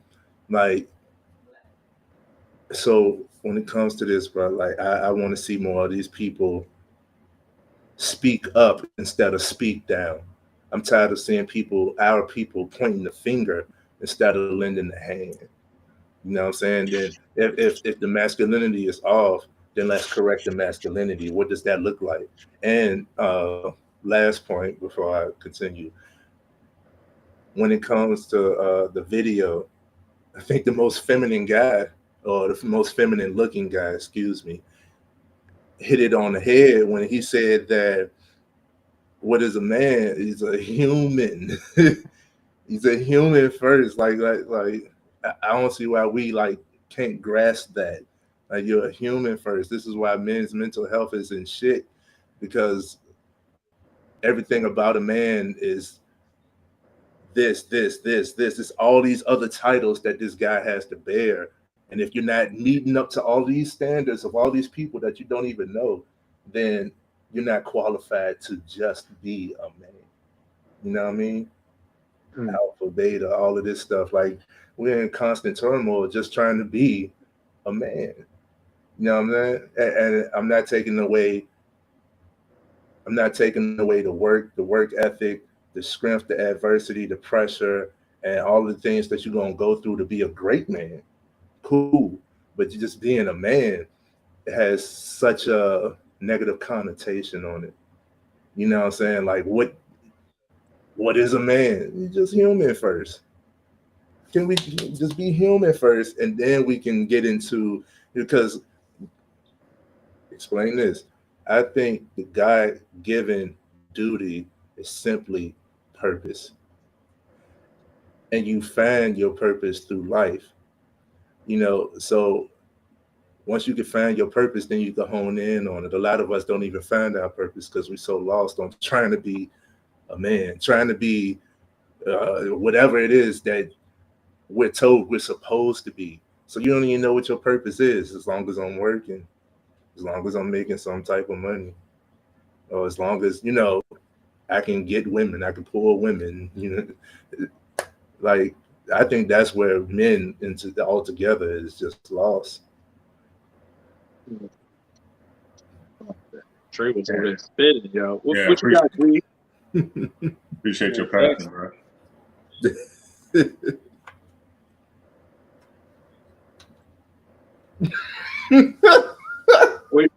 What you got, G? That's on me? Yeah. My shit lagging. I'm sorry, y'all. All right. There's a positive and negative to it. I mean, it's all on what people, how they take it. I think some people will take it as criticism. Some people will take it as motivation. Some people think it's bullshit. I think it's all on the individual on how they take it, how they take the words that we're saying. Everybody's different. I see it as, on my end, y'all know how my mind is. I see it as motivation, where I can maybe see where I'm negative at and seeing what I'm doing. I look at myself in the mirror, see if he's right or wrong, and like step away from my feelings and try to see from the outside and try to improve on it, or if he's talking bullshit. So some of it I understand where he's saying, and some of it is like, all right, bro, all men ain't like that. And I think that it's not just a black person. I think all men, when he said that, not all men, but any nationality of men are considered weak right now. It's not just a black man. I've seen a lot of weak Asian men. I've seen a lot of weak white men, Indian men. I see it all as a society. There are some men that are weak. It just put a highlight on black men now, maybe for some reason, because maybe they like social media. Maybe we're pushed on it. I don't know what's the reason why we're having more attack and saying just the black man is being weak, even though some of us are. I do believe that. But I don't think it should be always a highlight on us. I think it's a societal thing, and I think it's a culture thing where some men are weak. Now, when it comes to the subject where they're talking about women are running the society, I can kind of Not 100%, but I kind of can I kind told of you, agree on I it. told you, Not, women outworking men right now. not all as far as the black society. I don't think it's just a black people thing that I think that women are running the society. I think all is I think it's all collective, not just black people thing. Women outworking men right now. But Why you gotta get context to that. You gotta get context to that, Trey. Why you think women are outworking men right now? Why that's like the second time you said that. Why do you think that? That's what I see, man. I thought we was gonna have a separate episode on it, but to be brief, is what I see. Every workforce I'm in is more women leadership, more women management. I see more even in management. I had a staff of men, and it'll be like a sprinkle of women. The men would be bitchy and complain and half-ass the work ethic low, late, all of that. But the women, they early, tell them do something, they do it. Even if they can't do it, they'll try. And my thing is, I don't help nobody who don't help themselves. So you got somebody telling you go pick up this 70-pound box because this is on your job description. So they'll attempt to lift up the box. If they can't get it and they don't have no equipment to get it, then I'll go over and assist, or get another guy who's sitting there watching this woman struggle, go do it. You know what I'm saying? Like, but meanwhile, you tell the guys to do this, guy don't want to pick up a 20-pound box. You know what I'm saying? Like, you got 20 women, 20 men to this one woman. This one woman you're looking at the numbers. I can look at the numbers. She scans more. She does more. More productive. She's here longer. She's more progressive. She's more aggressive and assertive. I mean, is ever evolving. I see it, man. I see it. So would you think that you're what you're seeing right there? You think it's a micro thing that women are? You think they're working harder, or you think it's on a macro thing in the world that they're working harder? I think it's evident that it's macro. I mean, you see more and more upcoming, and it's not on a feminist wave. I'm just saying the work aspect alone. I've been seeing more women, and this is personal. I've been seeing more women willing to work and do the work. You know what I'm saying? Versus the guys. Is it like work that's productive to keep the world going, or is it just essentials like extra? So I'm trying to figure out like the world, like is like small stuff, or is like things that keep the world going that they're working harder at? I don't think management and leadership are small things. So even regardless of what industry, the productivity got to be there, and they're upholding it. You know what I mean? But like the management of like salons and like customer service, or like things that run the world. What customer service runs? What run the world? Give us examples of what you're talking about. You talking about me? Yeah. What's some of the examples that you're talking about? Mainly in STEM, the things that keep the world going, as far as construction, the electricity that's going, the roads, the water that's getting there, so we can take showers, like the big things that keep the world going, instead of just like smaller stuff. I mean, are they like excelling in that stuff, or like what? Like, or are you just saying like customer service and like management, like stuff like that?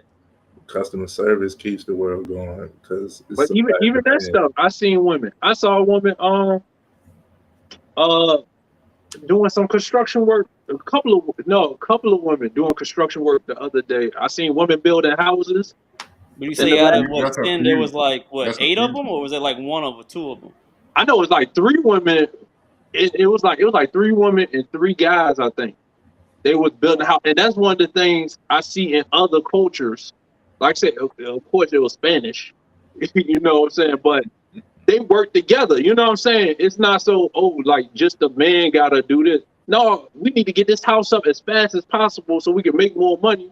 Let's do it together. Grab the kids. We all gonna do this together. You know what I'm saying? It become a family thing. Like it's not just. So you think so? I mean, I'm hearing y'all responses. So that guy in that video, I mean, that lady in that video might be right of what she's saying. What's that? That the black community, they looking for the women to do stuff. Like she said, that sounds like how you doing energy.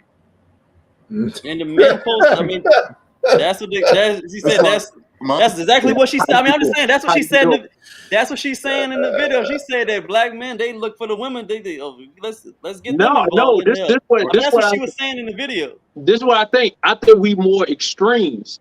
Either the black man say, no, I don't need your help. You just stay there, and they struggle to do it themselves, or it's the other way, and where they're not being taking the leadership to put something together, and the woman is more so taking that financial onus and taking the lead on that stuff.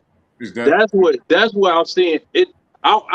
I'm starting to see a little bit more, but because it was a lady on, I went to this it was like a woman empowerment convention I went to a couple of weeks ago, and there was a husband there, and his wife does like woodwork, and he helped her do the woodwork. They do it. That's a family business they do together. You know what I'm saying? And so he was like, "Yo, like my wife over here killing it." You know what I'm saying? He be helping her. Not to say that there aren't plenty of women out here taking leadership roles and whatnot, but is it blanket across everywhere that women are just outworking men? Like, what is it? It's a yes or no question. Yes. What do you think, Paul? From my experience, yes, bro. I ain't gonna front. I ain't gonna hold you, bro. Like, I guess if you look at what G talking about, far as certain industries, then it's more men than women in those industries.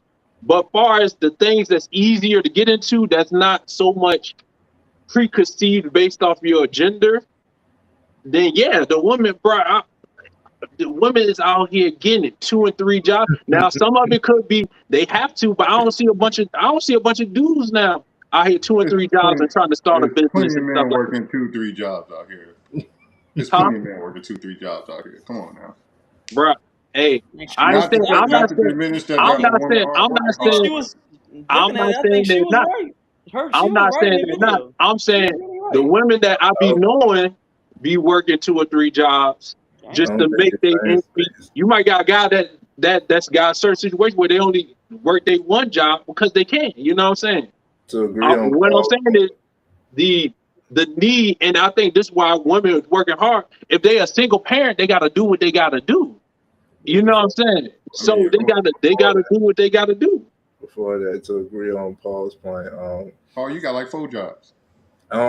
He got like 4. Hey, like I said, I ain't say all men. I'm never going to generalize it as all men. I'm never going to do that. I'm just saying from my experience. I don't want it to be that way, but that's what I'm experiencing, man. What I'm saying is, it doesn't translate. You say you agree with? We're agreeing with what the young lady had to say. It doesn't translate to me that that's what the guys are. Now, me saying that women are working men is not saying that men are not working. Exactly.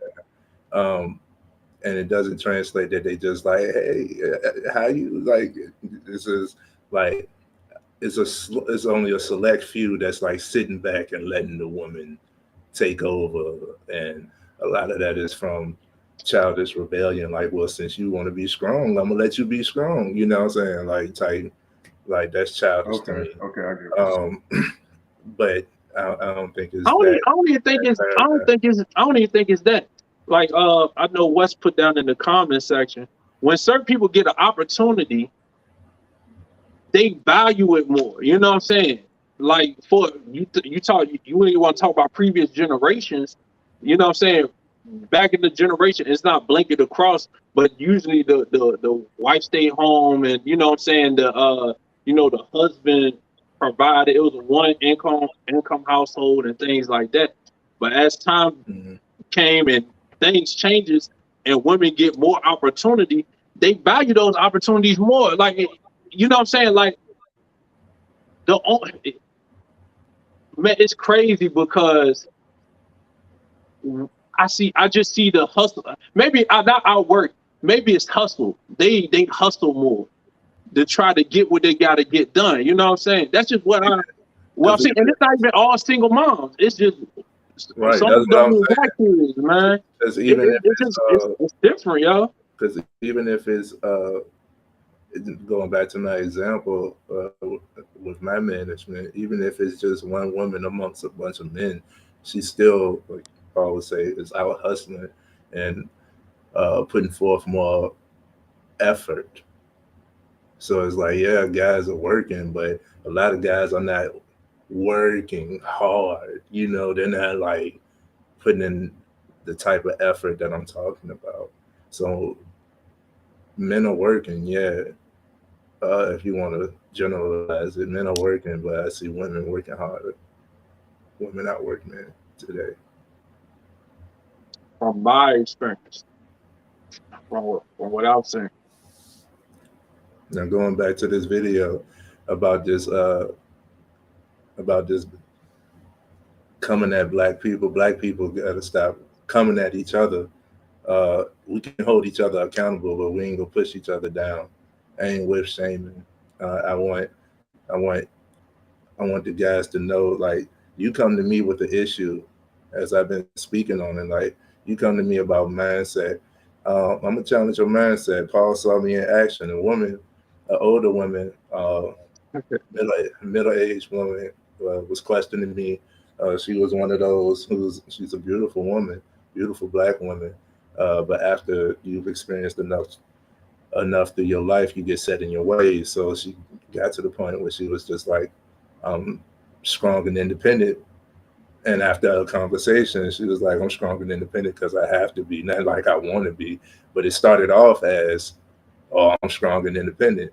So you come to me about an issue, then I'm going to hold you accountable, especially about how you're thinking and where your perception is on the issue and your conclusion on that issue. Because is your conclusion actually a solution, or is it a default mechanism for defense? You know, and that's why I'm so open about communication. So that's my method.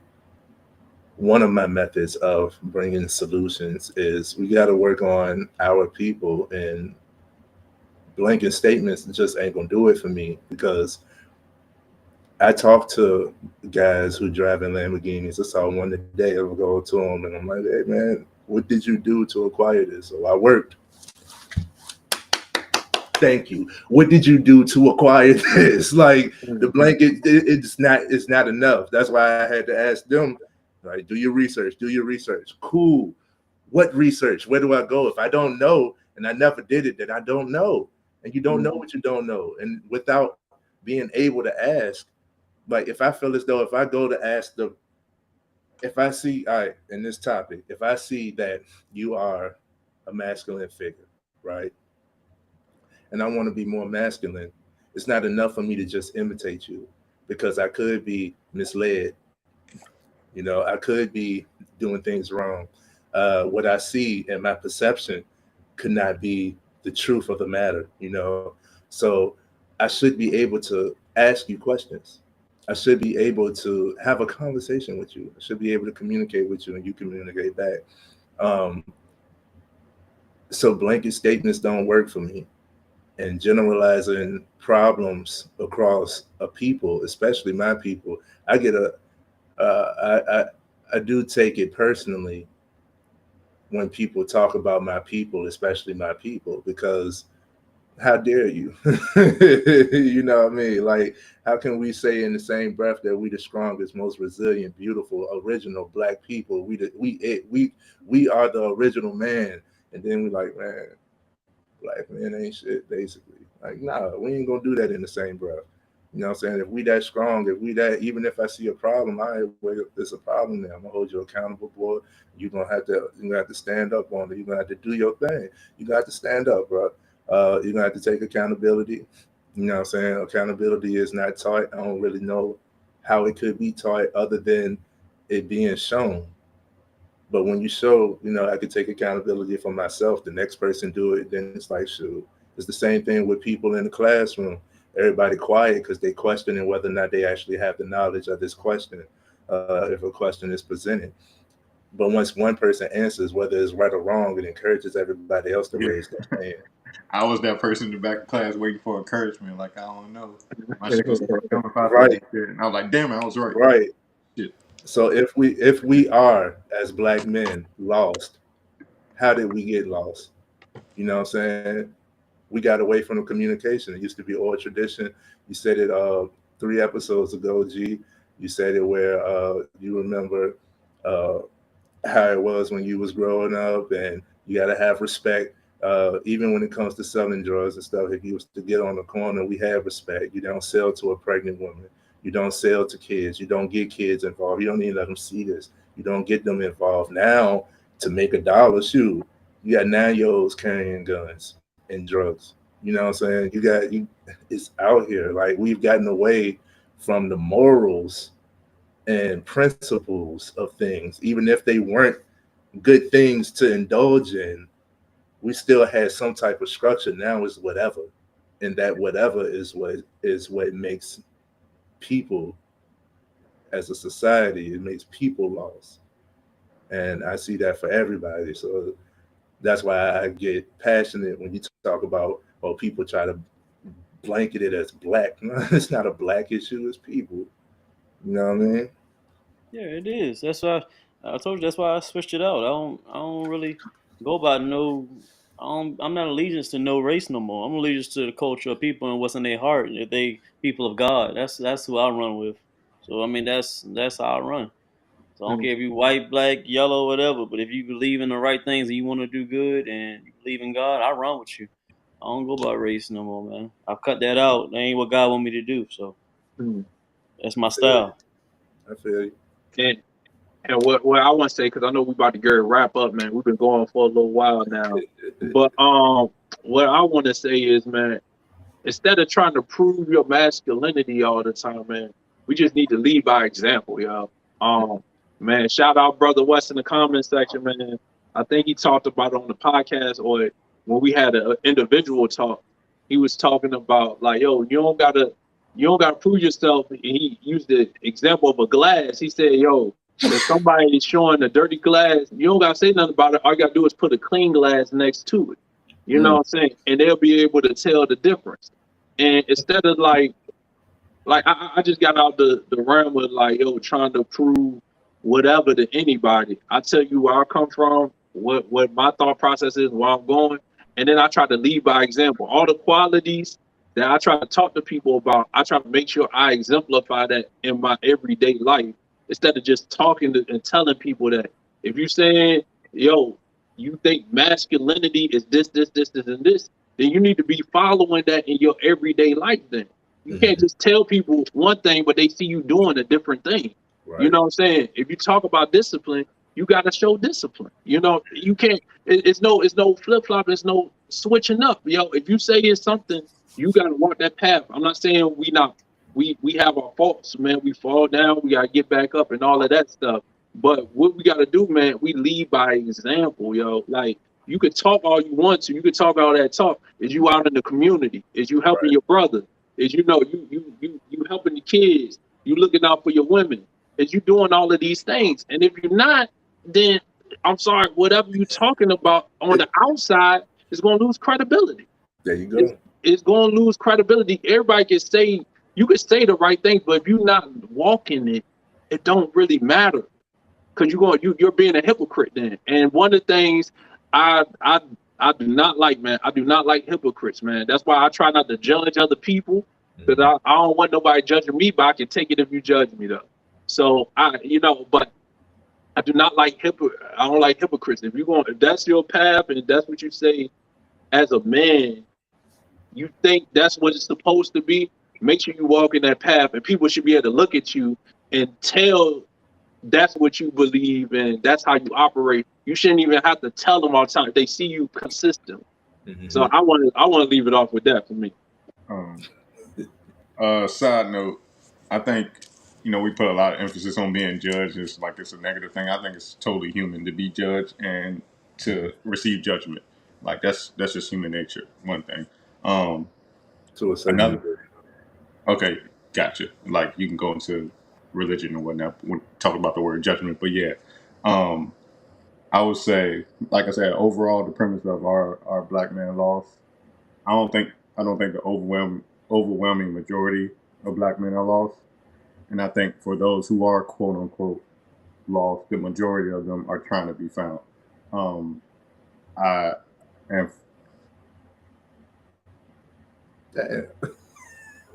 My bad. You was spinning too, yeah. Yeah. Right when I get going and shit. If to the brothers out there, if you do feel lost, right, that this is not advice. You can take it with a grain of salt. But if you are lost, I think the first step to that journey of being found is stepping out of your comfort zone, and the sub level. The first step to take on that major goal of stepping out of your comfort zone is changing your environment. Changing your environment and experiencing different things. And I was lost like 10, 11 years ago. I was lost in the motherfucker. I didn't know which way was up, which way to turn. But you have everything you need to find yourself, to be found, and be the person you want to be. You just gotta step out that comfort zone, change your environment. That's not advice. That's just suggestion. No, it's fact, man. Because you can't keep blaming any and everyone else for your situation. You know what I mean? Taking G words. You know what I'm saying? You can't play victim for so long. You gotta do something. You gotta be especially for the men. You gotta be a man of action, and I had to learn that as well. I've always been an actionable guy. I'm willing to do whatever for the greater good or what I see as right. I've been the guy that's just been about it, or I'm just a tough guy. I'm gonna go hard, but it was no real reason in there besides imagery. So I've been that persona before, and I had to find myself as well. And once I got comfortable with who I was, with who I am, then I was willing to actually take a deep look at myself, see what else I wanted to improve. That's why we always improve in the mind, and started working on it. I started challenging myself, and that came with changing the environment. And I had to put myself, and you'll learn this, you'll have to put yourself in an environment to grow. Maybe you've outgrown the environment that you're in. Maybe you've already reached the highest peak of wherever you are. Maybe you already got the reputation and all of that stuff. Cool. But if you decide to stay there because you're already on top in that one area, you'll never be able to grow. All growth happens outside of the comfort zone.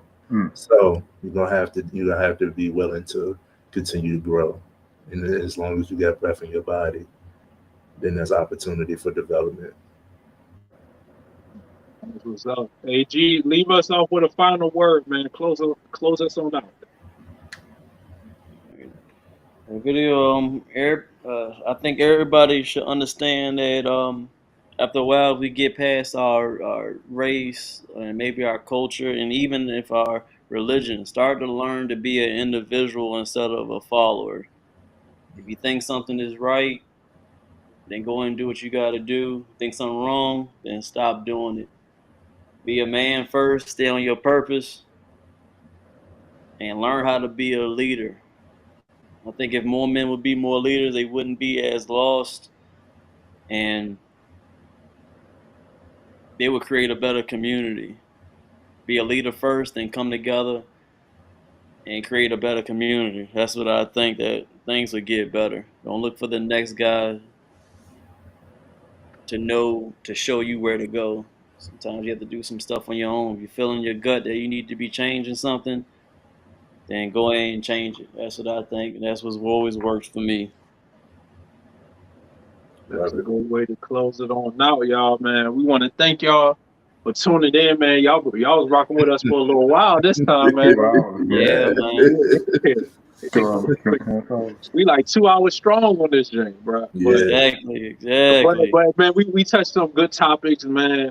Make sure you like, comment, subscribe, all that good stuff, man. But we want to thank y'all for tuning in. Shout out to Rumble, all the support on there. Shout out to the YouTube followers, all that great stuff, man. Well, until next time, man, we'll catch up with y'all later. Peace.